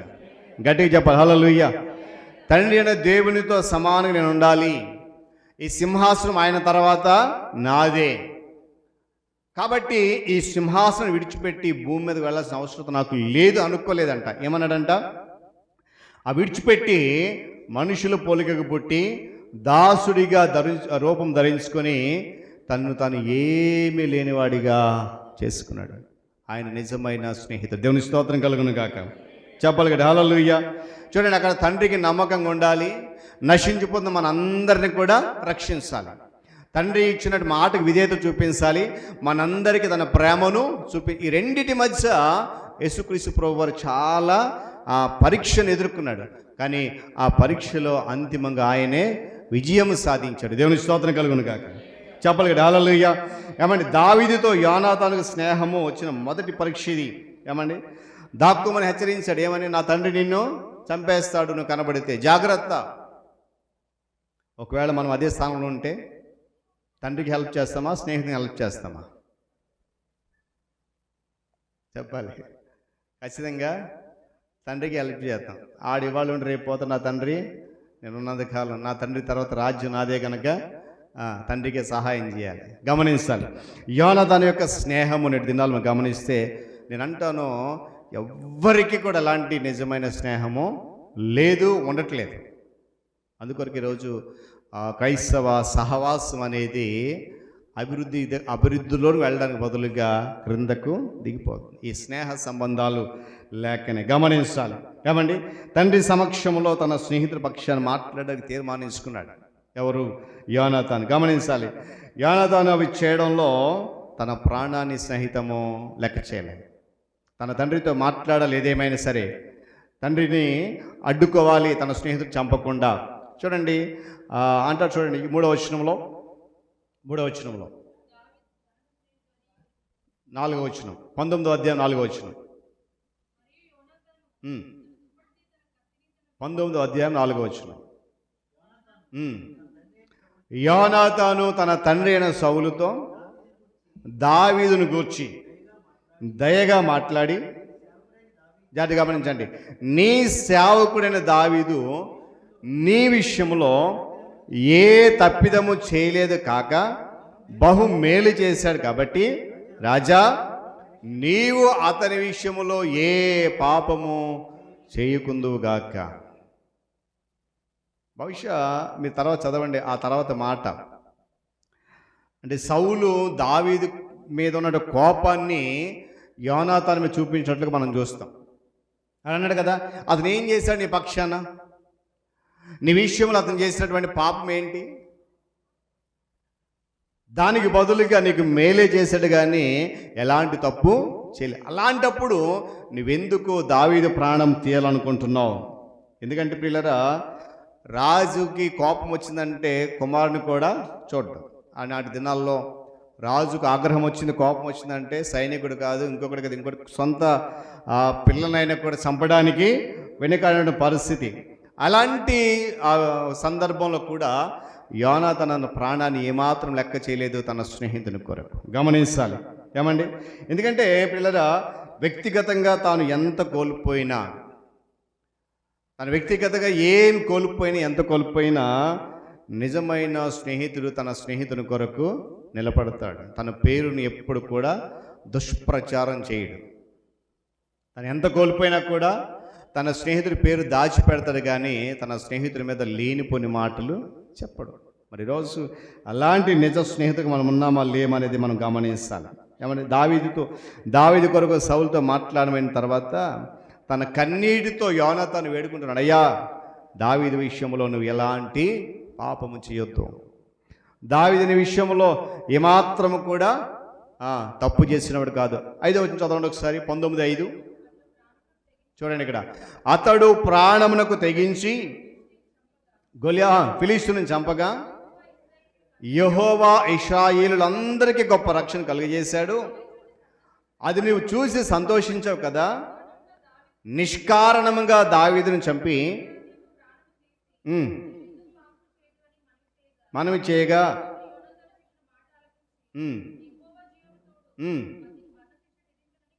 దేవునికి స్తోత్రం కలుగును గాక. హల్లెలూయా చెప్పలేడు. హల్లెలూయా. వారిరువురి స్నేహానికి ఏర్పడిన పరీక్షల్లో యోనాతాను విజయం సాధించడం మనం చూస్తాం. ఎప్పుడైతే యోనాతాను రాజుతో మనం చేశాడో, ఏమని రాజు వాస్తవానికి గర్విష్ఠైన రాజు, కోపిష్టి అయినా కూడా తాత్కాలికమైనటువంటి న్యాయబుద్ధితో అక్కడ ఆలోచన చేశాడు. చాలా ఈ మాట గమనించాలి. ఈ బుద్ధి తాత్కాలికమే. కొడుకు కన్నీటితో అడిగాడు కదా అని చెప్పి కొంచెమంతా మనసు కరిగించుకొని సరే దావీదును రమ్మను అని చెప్పినాడు ఒక మాట. ఆ తర్వాత 19వ అధ్యాయం మీరు చదవండి. ఆ క్షణం మాత్రమే దావీదును చంపనని మాట ఇచ్చాడు కానీ మరలా అదే ప్రయత్నం కొనసాగించినట్లుగా మనం చూస్తూ ఉంటాం. దాని పిల్లరా ఆనందించినటువంటి యోనాతాను దావీదును రాజనగర్ రప్పించాడే కానీ చూడండి ఒకసారి ఒక మాట 9వ వచనం 19:9 వచ్చెను, సౌలు ఈటె చేత పట్టుకొని కూర్చుని ఉండెను, దావీదు సితార వాయించుండగా కలిగి ఈటె విసిరెను, నాటగా దావీదు ఆ రాత్రి అతను తప్పించుకున్నాను. చాలండి. నేను ఒక మాట చెప్పాను కదా, ఈ న్యాయ బుద్ధి తాత్కాలికమే. సరే ఏ శిక్ష విధించాలని చెప్పి కొడుకు మాట ఇచ్చాడు కానీ అక్కడ మాట చూసిన తర్వాతనే చాలా అనతి కాలంలోనే ఒక మాట వచ్చింది కదా, ఈటే వేసి చంపేద్దాం అనుకున్నాడు. దేవుని మహాకృప నుండి అక్కడ దావీదు తప్పించుకోరు. చూడండి, మనకు ఒక సామెత ఉంది ఏంటంటే అవసరతల్లో ఉన్నటువంటి స్నేహితుడే నిజమైన స్నేహితుడు. ఆపదలో నువ్వు ఉన్నప్పుడు నిన్ను ఆదుకుని ఎవరైతే ఉంటారో వాళ్ళే నిజమైన స్నేహితులు. నీ కష్టకాలంలో వచ్చి నిన్ను ఆదరించిన వారు, నీ కష్ట సమయంలో వచ్చి నీతో ప్రేమగా మాట్లాడిన వారు, నువ్వు బాధలో ఉంటే వచ్చి నేను ఓదార్చిన వారే నిజమైన స్నేహితులు. నువ్వు హ్యాపీగా సంతోషంగా అన్ని సమృద్ధిగా ఉండి వచ్చి కూర్చున్న వారు నిజమైన స్నేహితులు కాదు. కానీ యేసుక్రీస్తు ప్రభువారు నీ నుండి నా నుండి ఏమీ ఆశించకుండా మనం ఆయన దగ్గరకు వచ్చినా రాకపోయినా, వాక్యం విన్నా వినకపోయినా, వాక్యానికి లోబడినా లోబడకపోయినా మనందరిని కూడా ఆయన ప్రేమిస్తూనే ఉన్నాడు. అందుకే అంటాడు యోహాను సువార్తలో, ఇక మీదట నేను మిమ్మల్ని దాసులను పిలవక స్నేహితులని పిలుస్తాను. దేవుని స్తోత్రం కలుగును గాక. చెప్పగలడు హల్లెలూయా. ఏమండి, మనకు చెడు జరిగే సందర్భంలో మనతో ఉంటాడు నిజమైన స్నేహితుడు. ఏమండి, ఇవ్వడానికి మన వద్ద ఏమీ లేకపోయినా కూడా మన అవసరతలో అతను ఉంటాడు. అలాంటి స్నేహితులు మనందరికి కావాలి. మనము కూడా అలాంటి స్నేహితులుగానే ఉండాలి. మనమందరం అలాంటి స్నేహితులమై జీవించగలిగితే ఏమండి, నిన్ను నన్ను ప్రేమిస్తున్నటువంటి నిజమైనటువంటి యేసుక్రీస్తు ప్రభువారు మనందరిని ఆనందిస్తాడు. ఏమండి, మనం ధ్యానం ఈ మాటల్లో స్వార్థరాహిత్యము, ఈ పరీక్ష, ఈ యోగ్యత గల ఒక స్నేహితుడు మనకున్నాడు. ఆయన నిత్యము కూడా మనము జ్ఞాపకం పెట్టుకోవాలి. ఈరోజు మన బలలో పాల్గొంటున్నాం. ఒక మాట ఉంటుంది కదా, ఏమని? నన్ను జ్ఞాపకం చేసుకోవడానికి చెప్పాలి మాట. మీరు దీన్ని తీసుకున్నప్పుడల్లా చదవండి ఒకసారి. కొరింథీయులకు రాసిన మొదటి పత్రిక 11వ అధ్యాయం ఆ మాట చదివి ముగించుకుందాం. కొరింథీయులకు రాసిన మొదటి పత్రిక 11వ అధ్యాయం 23 వచనాలు ఒకసారి గమనించండి. చదవండి ఇచ్చిన వారు.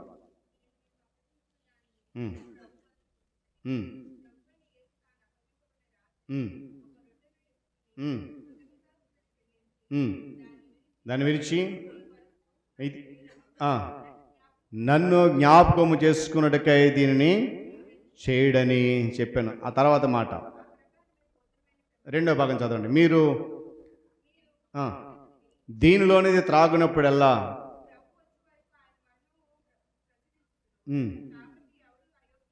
తీసుకోకూడదు. గమనించాలి. అక్కడ రొట్టె తీసుకున్నప్పుడు, ద్రాక్షరసం తీసుకున్నప్పుడు ఒక మాట అన్నాడు, జ్ఞాపకం చేసుకోండి అని చెప్పి. చివరికి వచ్చేసరికి ఏమన్నాడు ఆయన? ఎవరైతే అయోగ్యముగా దీనిని ఎంచుతారో. ఏమంటే ఎందుకు ఈ మాట జ్ఞాపకం చేస్తానంటే, ఈరోజు మన అన్ని విషయాల్లో, అన్ని సందర్భాల్లో ఒక స్నేహితుడు మనకున్నాడన్న సత్యాన్ని మనము జ్ఞాపకం చేసుకోవాలి. చూడండి, సుంకరులకు పాపులకు స్నేహితుని పిలువబడినటువంటి వాడు, తన వారిని స్నేహితులని పిలిచినటువంటి వాడు, ఈరోజు ఆయన నిన్ను నన్ను కూడా స్నేహితుడిగా ఎంచుకొని దాసుని యొక్క ఆ స్థితిని తీసేసి గొప్ప స్నేహితుడిగా ఆయన మనల్ని ఎంచుకున్నాడు. కనుక ఆయన చెప్పింది మనం జ్ఞాపకం ఉంచుకోవాలి. మనకి లోకంలో స్నేహితులు ఎంతమంది ఉన్నా లేకపోయినా, ఏ స్నేహితుడు నీకు ఆపదలో అక్కరకు వచ్చినా రాకపోయినా, ఏ స్నేహితుడు నీ కష్టంలో వచ్చి ఆదరించకపోయినా, ఏమండి, నీ కొరకు నా కొరకు ప్రాణ త్యాగం చేయని ఈ స్నేహితుని మాత్రం ఎప్పుడు కూడా జ్ఞాపకం ఉంచుకోవాలి. దేవుని స్తోత్రం కలుగును గాక. చెప్పగలడు హల్లెలూయా. ఏమండి, ఎందుకంటే నేను ఇందాక ప్రారంభంలో జ్ఞాపకం చేశాను, ఈ లోకంలో చాలామంది స్నేహితులు ఉన్నారు. కానీ వారిలో ఎంతమంది పనికొచ్చే స్నేహితులు ఉన్నారు? వాళ్ళు ఎంతమంది నీ మీద నిజమైనటువంటి ప్రేమ చూపించేవారు ఉన్నారు? నేను గడిచిన దినాల్లో చెప్పాను, నీ స్నేహము ఎదుటివారిని ఆత్మీయతలకు నడిపించాలి, కానీ ఆత్మీయత నుండి దూరం చేయకూడదు. ఇక్కడ సౌలు దావీదు యొక్క స్నేహము ఎంతగా బలపడిందనంటే, యోనాతాను అనుకున్నటువంటి వస్తువులు స్వార్థం లేకుండా తన స్థానాన్ని సహితము ఇచ్చేశాడు. తన తండ్రి పెట్టిన పరీక్షల్లో తన ప్రాణాన్ని సహితము లెక్క చేయకుండా స్నేహితుని కొరకు నిలబడ్డాడు. అలాగే తండ్రి అయిన దేవుడు కూడా ఏమాత్రం కూడా స్వార్థం చూపించకుండా, చూడండి, బహుశా తండ్రి అయిన దేవుడు వీళ్ళు ఎందుకులే పనికిరాని వాళ్ళు, ఎప్పుడు పాపంలో ఉంటారు, వాడి మాట వినరు అనుకొని తన కుమారుని కనుక ఈ లోకంలోనికి పంపించకపోతే, ఏమంటే ఈరోజు మనకి రక్షణ అనేది లేదు. తండ్రి అయిన దేవుడు కొన్ని సందర్భాల్లో మోషేతో కానీ, తర్వాత అహరోను యెహోషువతో కానీ కొన్ని సందర్భాల్లో అంటారు, నువ్వు ఈ ప్రజల కొరకు ప్రార్థన చెయ్యొద్దు, వీరి కొరకు నువ్వు మొరపెట్టొద్దు. ఇర్మియాతో కూడా అంటాడు, నువ్వు ఈ కొరకు మొరపెట్టొద్దు, మొరపెట్టినా నేను ఈ ప్రార్థన వినను. అంటే ఎందుకు ఈ మాట చెప్తానంటే, ఒకవేళ ఆయన స్వార్థానికి పోయి స్వార్థం చూసుకొని మన కొరకు తన కుమారుని బలి పశువుగా మార్చకపోతే ఈరోజు మనము ఈ స్థితి లేదు. అందుకొరకు మనం చేయాల్సిన ఏంటంటే, ఈ నిజమైన స్నేహితుని అనుక్షణము అనుదినము కూడా జ్ఞాపకం ఉంచుకుంటూ ముందుకు వెళ్ళగలిగితే, ఏమంటే లోకములో నీ స్నేహం ఎలాంటిది అనేది ఒక ప్రశ్న నీ జవాబు కొరకు ఎదురు చూస్తుంది కనుక యేసుక్రీస్తు ప్రభువారు ఎలాగైతే మనల్ని మంచి స్నేహితులు ఎంచుకున్నాడో నీవు అలాంటి స్నేహితులుగా ఉండి నీవు స్నేహం చేసే వారు కూడా అలాంటి స్నేహితులను నడిపించబడాలని మనం కోరుకుందాం. అట్టి కృప ధన్యత పరిశుద్ధాత్మ దేవుడు మనకు అనుగ్రహించును గాక. తల ఉంచి కన్ను మూసుకునండి, ప్రార్థన చేసుకుందాం. తల ఉంచి కన్ను మూసుకుందాం, ప్రార్థన చేసుకుందాం. మహోన్నతుడా మీకు వందనాలు, సర్వశక్తిమంతుడా నీ స్తోత్రాలు. నాయనాదిగో 8వ మాసంలో మొదటి పరిశుద్ధ దినములో ఈ ప్రత్యేకమైన దినముగా అవసరతలో ఆదుకునే నిజమైన స్నేహితుడిగా యోనాతానుని మనం చూసాం. నాయన మేము ఆపదలో ఉన్నప్పుడు, పాపములో ఉన్నప్పుడు, శాపములో ఉన్నప్పుడు నాయన నీవు మమ్మల్ని ఆదుకొని నీ ప్రియకుమారుడు మా రక్షకుడని యేసుక్రీస్తు వారిని బలి పశువుకు మార్చి మా కొరకు ఒక నిజమైన స్నేహితుని మీరు ఇచ్చారు. మా విషయంలో ఎలాంటి స్వార్థము లేకుండా ప్రేమ కలిగిన వాడవి నడిపించినందుకు స్తోత్రాలు. అయితే నా తండ్రి, మీ ఆజ్ఞను పొందుకొని మీ మాటను విని నాయన ఆ మాటకు విధేయుడై అపవాది నాయన పరీక్ష పెట్టినప్పుడు మమ్మల్ని విడిపించడానికి అపవాది యుద్ధం చేసి ఆ పరీక్షలో ఎంత నలిగిపోయినా కూడా మా పక్షాన అపవాది యుద్ధం ఓడించి నా తండ్రి మమ్మల్ని నీ రాజ్యంలో చేర్చాలని మా రక్షకుని యొక్క ప్రయత్నంలో ఆయనకు మీరు అనుగ్రహించిన విజయాన్ని బట్టి స్తుతులు చెల్లిస్తూ అలాంటి నిజమైన స్నేహము మేము కలిగి ఉండి ఆ స్నేహము ద్వారా నీ వాక్యం యొక్క లోతు ఏంటో గమనించడానికి మాకున్న స్నేహితులందరినీ కూడా మేము మంచి మార్గం నడిపించిన కృప చూపించండి. ఎందుకంటే అదే ఈ లోకంలో మాకు ఎంతోమంది స్నేహితులు ఉన్నారు, కానీ ఆ స్నేహితులు ఎవ్వరు కూడా మాకు ఆపద వచ్చినప్పుడు కానీ కష్టం వచ్చినప్పుడు దగ్గర లేకుండా మేము సంతోషంగా ఆనందంగా ఉల్లాసంగా ఉన్నప్పుడు మా దరి చేరి కష్టకాలం విడిచిపెట్టే స్నేహితులు. కానీ మీరైతే అన్ని సమయాలలో అన్ని సందర్భాలు విడవక ప్రేమించే స్నేహితులు మీరు ఉన్నారు. మిమ్మల్ని కలిగి ఉన్న మేము ధన్యులం కనుక నాయన ఇదిగో ఇది నాన్న విన్నటువంటి వాక్యము మందరి జీవితంలో ఫలింపచేయండి. మాలో నిజమైన స్నేహం అనేది ఏంటో గమనించడానికి నీ సహాయం అనుగ్రహించి నడిపించుమని, సత్యము ద్వారా మేము నీ స్నేహంలో నడవడానికి మార్గము సరళం చేసి నడిపించుమని ఇతబడి మాట అందరి జీవితంలో ఫలింపచేసి నాయన ఈ వాక్యము ద్వారా మేము నేను జ్ఞాపకం చేసుకోవడానికి సిద్ధపడుతుండగా ఆ బలలో చేపట్టడానికి మేము సంసిద్ధులుగా ఉండడానికి నీ కృప నీ కాపుదల నడిపించుమని ఘనత మహిమ ప్రభావాలు మీకు చెల్లిస్తూ యేసయ్య పరిశుద్ధ నామములో ఈ ప్రార్థన సమర్పిస్తున్నాను మా తండ్రి, ఆమేన్. ఈ సమయంలో మరి సహోదరుడు ప్రవీణ్ తెంబూరు వచ్చే ఒక ప్రత్యేకమైన పాట పాడి వినిపిస్తాడు. వచ్చిన సంఘ సభ్యులందరికీ, అలాగే సంఘ పెద్దలందరికీ మరియు సంఘాప గారికి అస్వస్థమైన దేవుని నన్ను వందనములు తెలియజేస్తున్నాను. ఒక చక్కటి పాట పాడుతూ దేవుని కాల్కుని సమర్పించుకుందాం. అందరికీ తెలిసిన పాటే, వచ్చిన వరకు నాతో పాటు పాడితే బాగుంటుంది. నజరేయుడా నా యేసయ్యా, ఎన్ని యుగాలకైనా ఆరాధ్య దైవము నీవేనని గలమెత్తి నీకే తినే చాటదా. నజరేయుడా నా యేసయ్యా, ఎన్ని యుగాలకైనా ఆరాధ్య దైవము నీవేనని గలమెత్తి నీకే తినే చాటెదా. ఆకాశ గగనాలను నీ జీనతు కొలిచితివి, ఆకాశ గగనాలను నీ జీనతు కొలిచితివి. శూన్యములో ఈ భూమిని వేలాడదీసిన నా యేసయ్యా, శూన్యములో ఈ భూమిని వేలాడదీసిన నా యేసయ్యా, నీకే వందనం, నీకే వందనం.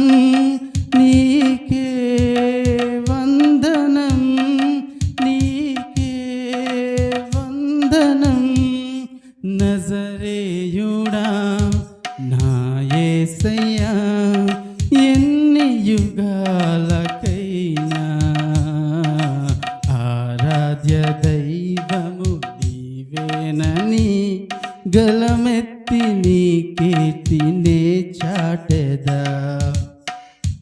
అగాధ సముద్రాలకు నీవే ఎల్లలు వేసితివి అగాధ సముద్రాలకు నీవే ఎల్లలు వేసితివి జలములలో బడి నే వెళ్ళిన నన్నేమి చేయవు నా యేసయ్యా జలములలో బడి నే వెళ్ళిన నన్నేమి చేయవు నా యేసయ్యా నీకే వందనం నీకే వందనం నీకే వందనం నీకే వందనం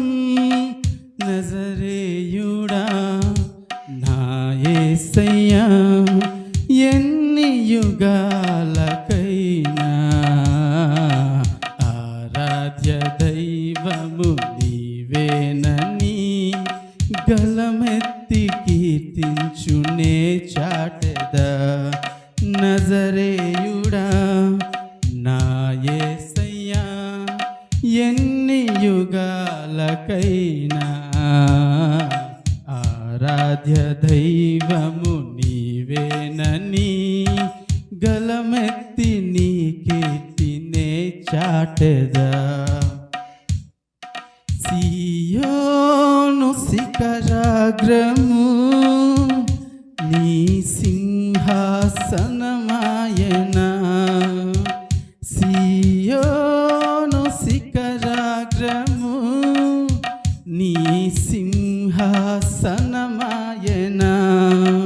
సియోనులో నిన్ను చూడాలని ఆశతో ఉన్నాను నా యేసయ్యా సియోనులో నిన్ను చూడాలని ఆశతో ఉన్నాను నా యేసయ్యా నీకే వందనం నీకే వందనం నీకే వందనం నీకే వందనం నజరేయుడా నా యేసయ్యా ఎన్ని యుగాలకైనా ఆరాధ్య దైవము నీవేనని గలమెత్తి కీర్తించునే పాటెదా నజరేయుడా నా యేసయ్యా ఎన్ని యుగాలకైనా ఆరాధ్య దైవము నీవేనని గలమెత్తి కీర్తించినే చాటెదా మంచిది పిల్లల సమయంలో సంఘ ప్రకటనలు విందాం సంఘ అధ్యక్షులు ప్రియులు అనిల్ మాస్టర్ గారు ప్రకటనలు తెలియజేస్తారు. దేవునికి వందనాలు. అదేవిధంగా సంఘ పాస్టర్ గారికి, పాస్టమ్మ గారికి, అదేవిధంగా సంఘ పెద్దలు, విశ్వాసులు అందరు కూడా యేసుక్రీస్తు ప్రశస్త నామమున వందనాలు తెలియజేస్తూ, ముందుగా ఈరోజు మరి స్నేహితుల దినోత్సవం తరపున అందరికి కూడా మనందరూ కూడా స్నేహితులుగానే ఉంటున్నాం కాబట్టి అందరికి కూడా శుభాకాంక్షల్ని సంఘపరంగా అందిస్తూ ఉన్నాం. అయితే ఈరోజు పాస్టర్ గారు మరి చాలా చక్కగా చాలా ఎక్కువసేపు చెప్పారు. మనకు ఆ సమయం కూడా తెలియరాలేదు. స్నేహితులు ఎలా ఉండాలి, మరి బైబిల్ నుంచి ఇద్దరు వ్యక్తుల్ని, ఎవరెవరు? దావీదు, యోనాతాన్. మెయిన్ దావీదు, యోనాతాన్ గురించి రెండు విషయాలు చెప్పి వాళ్ళ స్నేహిత్వం ఎలా ఉందో చెప్పారు. మనం అందరం విన్నాం. మరి మనకెవరు నిజమైన స్నేహితుడు? యేసయ్య మనకి నిజమైన స్నేహితుడు మనందరికి కూడా. అయితే చూడండి, వాళ్ళిద్దరి స్నేహం అంటే స్నేహితుల తాలూకా ఆలోచనలు, పాస్టర్ గారు వాక్యం చెప్పారు. స్నేహితుల తాలూకా ఆలోచనలు ఎలా ఉంటాయంటే, ఇద్దరు స్నేహితులు ఉన్నారనుకోండి, యోనాతాను, దావీదు. చూడండి, యోనాతాను పెద్ద స్థితిలో ఉన్నా కూడా తను ఏంటంట, తగ్గింపు స్వభావం కలిగి ఉన్నాడు. అందుకనే దావీదుని ప్రేమించాడు. ప్రేమించడమే కాకుండా తనకి ఏది అవసరతో ముందే గ్రహించాడు. అది నిజమైన స్నేహితుడు. పాస్టర్ గారు చెప్పిన దాన్ని బట్టి మనం ఇక్కడ దాన్ని అనాలిసిస్ చేస్తే మొదటగా మనం గుర్తించాలి, స్నేహితులుగా ఉంటే వారికి ఏది అవసరమో వారి అడగకముందే మనం గుర్తించి వారికి అది ఇస్తాం అనుకోండి, అప్పుడే స్నేహత్వానికి విలువ ఉంటుంది.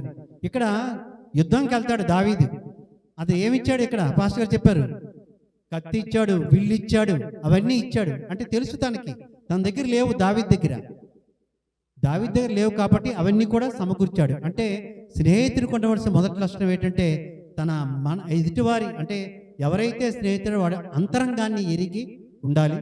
రెండవదిగా చాలా చక్కగా చెప్పారు ఇక్కడ, యోనాతాన్ ఏం చేశాడంటే ఏమిచ్చాడు, కత్తి ఇచ్చాడు, విల్లు ఇచ్చాడు, అన్నీ ఇచ్చాడు. కానీ మన నిజ దేవుడు తండ్రి ఏం చేశాడు, తన ఏకైక కుమారుని మనకి బహుమతిగా ఇచ్చాడు. చూడండి, అదండి స్నేహత్వం. చూడండి, స్నేహితుడు అంటే అది మన దేవుడు నిజమైన స్నేహితుడు. చూడండి, తన ఏకైక కుమారుడిని లోకానికి పంపిస్తే మరి పాస్టర్ గారు చెప్తూ అంటారు, తను ఒక్క మాట అన్నాడా, యేసయ్య నేను ఎందుకు దారిపోయాలి రక్తం, నేను ఎందుకు లోకానికి వెళ్ళాలి, నేను ఎందుకు శ్రమ పడాలి అన్నాడా? ఏమీ లేదు. అంటే నిజంగా ఎంత చక్కగా చూడండి, అంటే తండ్రి ఎంతగా ఆలోచించాడు. సో అలాంటి స్థితిలో మరి మెసేజ్ అంతా కాదు కానీ మనకి తండ్రి ఏం చేశారంటే, మనం ఖచ్చితంగా అలా స్నేహత్వం కలిగి ఉంటే ఇతరులతో మనకి ఏమిస్తానన్నాడట, సింహాసనాన్ని సిద్ధపరచడానికి కూడా సిద్ధంగా ఉన్నాడు మన నిజమైన స్నేహితుడైనటువంటి యేసయ్య. అయితే ఈరోజు మనం ఆలోచించుకోవాలి, నేను అలాంటి ఇతరులకి స్నేహంగా ఉన్నానా, వాళ్ళ అవసరతలు ఏదైనా ఉన్నానా లేదా? అట్టి స్థితి, are you a true friend? ఒకసారి ఆలోచిద్దాం. మనము ఇక్కడ కూర్చున్న వాళ్ళు మనము నిజమైన స్నేహితులుగా ఉంటున్నామా లేదా అనేది దయచేసి ఆలోచించి, పాస్టర్ గారు చాలా చక్కగా ఒకసారి చప్పట్లు కొడతాం. పాస్టర్ గారు చప్పట్లు కొడుతూ చక్కటి వాక్యం అందించారు. మిగతా ప్రకటనలు ఈ విధంగా ఉన్నాయి. మరి సమయానికి మనం కొంచెం అంటే పాస్టర్ గారు చెప్తూ ఉన్నాం కొంచెం తొందరగా చాలా మిస్ అయిపోతున్నాం మనం. చూడండి, సాక్ష్యాలు మిస్ అయిపోయాం కదా, ఎవరు ఏం చెప్పారో తెలియదు, ఏంటయిందో తెలియదు. సో అలాంటి కొంచెం సమయం, ఎందుకంటే ఈ రోజు కాబట్టి కొంచెం లేట్ అయింది, మిగతా సమయాలు తొందరగా విడిచిపెట్టేస్తున్నాం. మరి సాక్ష్యాలు పాస్టర్ గారు చెప్పారు, సువర్ణ గారు చెప్పారు, అబ్రహాం చెప్పారు. మరి పాస్టర్ గారు తన భయం, అంటే ఎందుకో భయం వస్తుంది జీవితం అంటే, భయపడుతూ ఉన్నాను కానీ అనుక్షణం దేవుడు నన్ను కాపాడుతూ ఉన్నాడు అనేసి పాస్టర్ గారు చెప్పారు. ఇలాంటి మనకు చాలా అవసరం సాక్ష్యాలు. అదేవిధంగా మరి సువర్ణ గారు చాలా చక్కగా చెప్తూ అంటారు ఒక మాట, సెలవులు లేకపోతే ఆ హెడ్ సిస్టర్ గట్ట అడిగారట, ఈరోజు సెలవు కావాలి దేనికి, ఆరాధనకి వెళ్ళడానికి కాదు, సంఘంలో ఏం చెప్పాలి, సాక్ష్యం చెప్పడానికి. చూడండి ఎంత మాట, సాక్ష్యం చెప్పడానికి నాకు సెలవు ఇవ్వాలి, నేను వెళ్తాను అంటూ సువర్ణ గారు మరి యొక్క సాక్ష్యం చక్కగా చెప్పారు. తన స్థితి ఏంటి, డ్యూటీకి వెళ్ళలేని స్థితిలో మరి దేవుడిని నడిపించాడని చెప్తూ తన కుటుంబం గురించి కూడా ప్రేయర్ చేయమన్నాడు. మరి సతీష్ గురించి, అదేవిధంగా తన కుమారుడి గురించి, తన యొక్క ఎడ్యుకేషన్ గురించి, అన్నిటి గురించి కూడా మన దేవుని ప్రార్థన గుర్తు చేసుకుందాం. అదేవిధంగా తంప నుంచి కూడా మరి అబ్రహాం తన గురించి, తన ఏ విధంగా అనుక్షణం దేవుడు కాపాడుతూ ఉన్నాడో తను కూడా తెలియజేశాడు. ఇప్పుడు వాళ్ళ ముగ్గురు గురించి మన అనుదిన ప్రార్థనలు గుర్తు చేసుకోవాలి. వర్షిప్ కూడా విన్నాం. మరి కొంతమంది అప్పుడు వచ్చారు, పాస్టర్ గారు చేశారు, ఎవరు పెరిసి అమ్మగారు కలిసి చాలా చక్కగా చేశారు. అది కొత్త పాట, అది చాలా చక్కగా చేశారు. ఇలాంటి వర్షిప్లు మనకి ఎన్నో కావాలి. ప్రతి ఒక్కరు కూడా దీన్ని సిద్ధపడాలి, నేను వర్షిప్ చేస్తాను, అలా చేస్తే బాగుంటుంది, గమనించాలి. అదేవిధంగా ఇది మొదటి ఆదివారం కాబట్టి వచ్చే ఆదివారం మరి గతంలో మీకు ఇది పెట్టాను వాట్సాప్లో గ్రూప్లో, ఈ నెల కార్యక్రమాలన్నీ దయచేసి అవి చదవండి. ఇక్కడ మనకి వచ్చే వారం స్త్రీల సహవాసం ఉంది. మరి హేమలత గారు ఎవరైనా తెలియజేస్తే, మరి అమ్మ వచ్చే ఆదివారం స్త్రీల సహవాసం ఉంటుంది, అందరూ కొద్దిసేపు ఉండవలసి ఉంటుంది, గమనించండి. అదేవిధంగా ఆత్మీయ పలకరింపు, మరి సతీష్ గారు టెర్మినాలజీ ఆత్మీయ పలకరింపు అది అవుతూ ఉంది. అంటే ఆ మధ్యన అయింది, అవ్వాలి. అయితే దాన్ని కొంచెం మార్పిడి చేసి గ్రూప్లో పెట్టాం. ఉదయం కష్టం అవుతుంది అంటున్నారు కాబట్టి దాన్ని సాయంత్రికి మార్చాం, గమనించండి. సాయంత్రం అయితే ఇంకా ఎవరు ఏం చెప్పడానికి అవ్వదు, అందరు ఇంట్లో ఉంటారు కాబట్టి డ్యూటీ కూడా అయిపోతుంది. కాబట్టి దాన్ని నేనేమంటానంటే స్త్రీలు వెళ్ళండి, స్త్రీలకి అవకాశం ఇద్దాం, గమనించండి. మొదటిసారి స్త్రీలు వెళ్తారు, అది ఎప్పుడంటే బుధవారం సాయంత్రం. నేను రిక్వెస్ట్ చేస్తున్నాను ఎవరికంటే సలోమి కొంచెం దాన్ని కొంచెం అందరూ మీకు చెప్తాము, అందరూ బయలుదేరేటట్టు ఒక దాన్ని రెస్పాన్సిబిలిటీగా మరి తీసుకుంటే అందరూ కూడా మేము కూడా వెనుకుంటాము. అటు రీతిగా ఈ బుధవారం సాయంత్రం గంటే ఉంటుందమ్మా. ఆత్మీయ పలకరింపు అంటే ప్రసంగాలు ఉండవు, ఏమి ఉండవు. జస్ట్ ఆ ఇంటికి వెళ్ళి కాసేపు కూర్చోవడం, కొంచెం ఏదో ఒక పాట పాడడం, ఏదో వాళ్ళ తన కష్టాలు ఆడడం, అక్కడితో అలాగే వెళ్ళిపోద్దాం. మరి ఆటో కూడా మీకు ఇస్తాము, రాజారావు గారు ఉంటారు, గమనించండి. మరి దేవునికి కృప అయితే చిత్తమైతే ఈ ఆత్మీయ పలకరింపు ఈ బుధవారం మరి బోరగాంలో మరి అక్కడ పరిసరాల్లో ఆ గృహాలకు వెళ్ళాలని మరి తలంపు ఉంది కాబట్టి అటు రీతిగా మరి ఆ గృహస్థులు కూడా సిద్ధపడి ఉండాలని కోరుతూ ఉన్నాం. అదేవిధంగా మనం ఇచ్చాం క్విజ్ అనేది, మనకి ఆన్లైన్లో ఇస్తాము, ఆఫ్లైన్ అయితే రాయిచ్చే కష్టం అవుతుంది. మన సంఘానికి మాత్రమే పరిమితం అది. మేము అది దాన్ని ప్లాన్ చేస్తాము. ఆన్లైన్లో కూడా మీరు పాల్గొనాలని కోరుతూ, చివరిగా మరి ఈ నెక్స్ట్ వీక్లో మరి బర్త్డే జరుపుకునే బిడ్డలు చాలామంది ఉన్నారు, వాళ్ళ గురించి ప్రార్థన చేయండి. మరి రేపే మన హేమలత గారి బర్త్డే, తను జరుపుకుంటా, తన గురించి ప్రార్థన చేయండి. అదేవిధంగా నెక్స్ట్ డే రాజశేఖర్ది ఉంది, తన గురించి. అదేవిధంగా 8న మేరీ రత్నం గారిది ఉంది మరి వీక్లో. సో ఆ ముగ్గురు గురించి కూడా మీ అర్థం ప్రార్థన గుర్తు చేసుకోవాలని కోరుతూ, మరి ఇందిరా ఆంటీ గారి గురించి ఒక మాట. ఈ ఆగస్టు 18 సోమవారం పడింది, తనకి 90 సంవత్సరాలు అవుతుంది. చూడండి దేవుడు ఎంత ఆరోగ్యం ఇచ్చి ఈ టైంలో కూడా ఒక పాట ప్రార్థనిస్తే పాట పాడతారు ఆవిడ. చూడండి ఎంత అది. సో మరి 90 సంవత్సరాలు కాబట్టి మన సంఘాన్ని ప్రేమిస్తారు కాబట్టి మరి ఒక ఆలోచించే పెద్దలతో ఎలా చేస్తే బాగుంటుందని మరి ఈరోజు అందరూ వచ్చారు. అంటే మా ఆలోచన ఏంటంటే ఆ రోజు ఒక వీడియో ఆవిడకి పంపిద్దామని, అందరూ విష్ చేసినట్టు, ప్రతి వాళ్ళు విష్ చేసినట్టు ఒక వీడియో పెడదామని ఆలోచిస్తూ ఉన్నాం. తర్వాత మరి ఎలాగ ఇప్పుడు వచ్చారు కాబట్టి జనరల్గా ఒక వీడియో ఇది అయిన తర్వాత కొంచెం కవర్ చేస్తాము. కొంతమంది మరి అనుష్ఠానం మనకు దొరకరు కాబట్టి ప్రభు బల్ల అయిన తర్వాత ఒక 5 నిమిషాలు ఉంటే ఆ కార్యక్రమం కూడా ఉంటుందని గమనిస్తూ, ఏదైతే చెప్పామో అన్నిటి గురించి కూడా మీ అనుదిన ప్రార్థనలో గుర్తు చేసుకోవాలని కోరుతూ ఇంతటితో ఈ ప్రకటనలు ముగిస్తున్నాం. Thank you. ఇందాక కానుకలు ఇచ్చారు కదా, దాంట్లో లారెన్స్ గారు చదివారు మొదటిగా అనకపల్లి కృష్ణ 500 పంపించిందని చదివారు కదా. తను విజయనగరం మడ్డు నాని వస్తారు కదా, వాళ్ళ సిస్టర్. నిజంగా తన మనవుడికి చాలా చాలా బాగోలేదు ఆ మధ్యన. తను విజయనగరంలో ఉంటూ ఏడ్చుకొని ఎప్పుడు ఫోన్ చేసేది పాస్టర్ గారికి, నాకు, పెద్దలకి, అందరికీ. సో అద్భుత రీతిలో తన మనవడిని దేవుడు కాపాడాడు. ఇప్పటికీ చెప్తుంది, అసలు వస్తే సాక్ష్యం చెప్పుండేదేమో, రాలేదు. మరి ఆ మనవుడి గురించి మరి దేవుడే స్వస్థపడతాను అనేది ఒకటే ఆశ. మేము కాదు, డాక్టర్స్ అందరూ విడిచిపెట్టేశాం, దేవుడు మాత్రమే తనని సజీవంగా ఉంచాడు. కాబట్టి మరి నా సాక్షిగా చెప్పండి అని కూడా చెప్పింది. సో అనకపల్లి కృష్ణ మనవుడు విజయనగరంలో ఉంటున్నారు, వాళ్ళ గురించి కూడా మీ అందరి ప్రార్థనలు గుర్తు చేసుకోవాలని కోరుతున్నాను. Thank you. అందరూ నిలబడదాం. ముగింపు ప్రార్థన, ప్రభు నిర్మ ప్రార్థన ఆశీర్వాదంతో ఆరాధన ముగించుకొని తదుపరి సిద్ధపరచబడినటువంటి బల కొరకు మనము కొనసాగుదాం. అందరం నిలబడదాం, తలలో ఉంచి కళ్ళు మూసుకుందాం, ప్రార్థన చేద్దాం. దేవుడు ఒక అద్భుతమైనటువంటి వర్తమానాన్ని మనకిచ్చాడు. నిజమైన స్నేహితుడిగా, స్నేహితురాలిగా నువ్వు ఉండాలి. ఆ స్నేహంలో ఎలాంటి స్వార్థము ఉండకూడదు. ఆ స్నేహంలో ఎలాంటి అసూయ వేషం ఉండకూడదు, కపటం ఉండకూడదు. నీ స్నేహితుని విషయంలో లేదా నీ స్నేహితురాలి విషయంలో ఎలాంటి పరీక్షలు వచ్చినా కూడా ఆ పరీక్షకు ఎదురు నిలవగలిగేటువంటి స్నేహం నీదై ఉండాలి. అది రోజు మనము దావీదు యోనాతాను నుంచి విన్నాం. వారి స్నేహము ద్వారా అనేక విషయాలు. నిజంగా అలాంటి స్నేహితురాలు ఉంటే మనము ధన్యులం. అలాగే మనలను కలిగి ఉన్న ఆ స్నేహితులు కూడా ధన్యులు. కనుక ఆత్మీయమైనటువంటి ఆ స్నేహాన్ని పదిలం చేసుకుంటూ వాక్యం ఏదైతే మనల్ని హెచ్చరించి గతించిందో ఆ వాక్యానుసారమైనటువంటి స్నేహ జీవితాన్ని కొనసాగిస్తూ ముందుకు వెళ్దాం. ప్రార్థన చేసుకుందాం. మరి సమయంలో ప్రియులు శ్రీమతి కె దైవకటాక్షం గారు మనల్ని ముగింపు ప్రార్థనలు నడిపిస్తారు. ప్రభు నిర్మ ప్రార్థన ఆశీర్వాదంతో ఈ మొదటి ఆరాధన ముగించుకుని తదుపరి బలారాధన కొరకు సంపూర్ణంగా సిద్ధపడదాం. ప్రార్థన. కృపామయుడ, కనుకరమ గల మా ప్రియ పరలోకపు తండ్రి, నీకే వేలాది స్తుతి స్తోత్రం చెల్లించుకొంచున్నాం నాయనా. నా తండ్రి, మా ఆరాధన క్రమం అంతట్లో మీరున్న విధానం బట్టి మీకు స్తుతులు స్తోత్రాలు చెల్లిస్తున్నాం నాయనా. నీ యొక్క దాసుని ద్వారా నీవు ఇచ్చినటువంటి వర్తమానం కొరకు నీకు స్తుతులు స్తోత్రములు చెల్లిస్తున్నాం తండ్రి.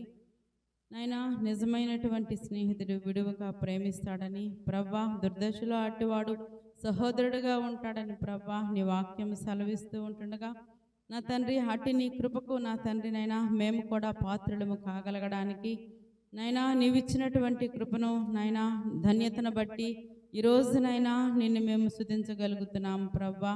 అట్టి యోగ్యులముగా నా తండ్రి నైనా నా తండ్రి నీవైతే నైనా దాసుని స్వరూపముగా ధరించుకొని నైనా ఈ లోకములోకి వచ్చి నైనా మా కొరకు ఒక మార్గాన్ని సిద్ధపాటు చేసి ఉన్న విధానం బట్టి నీకు స్తుతులు స్తోత్రాలు చెల్లిస్తున్నాం తండ్రి.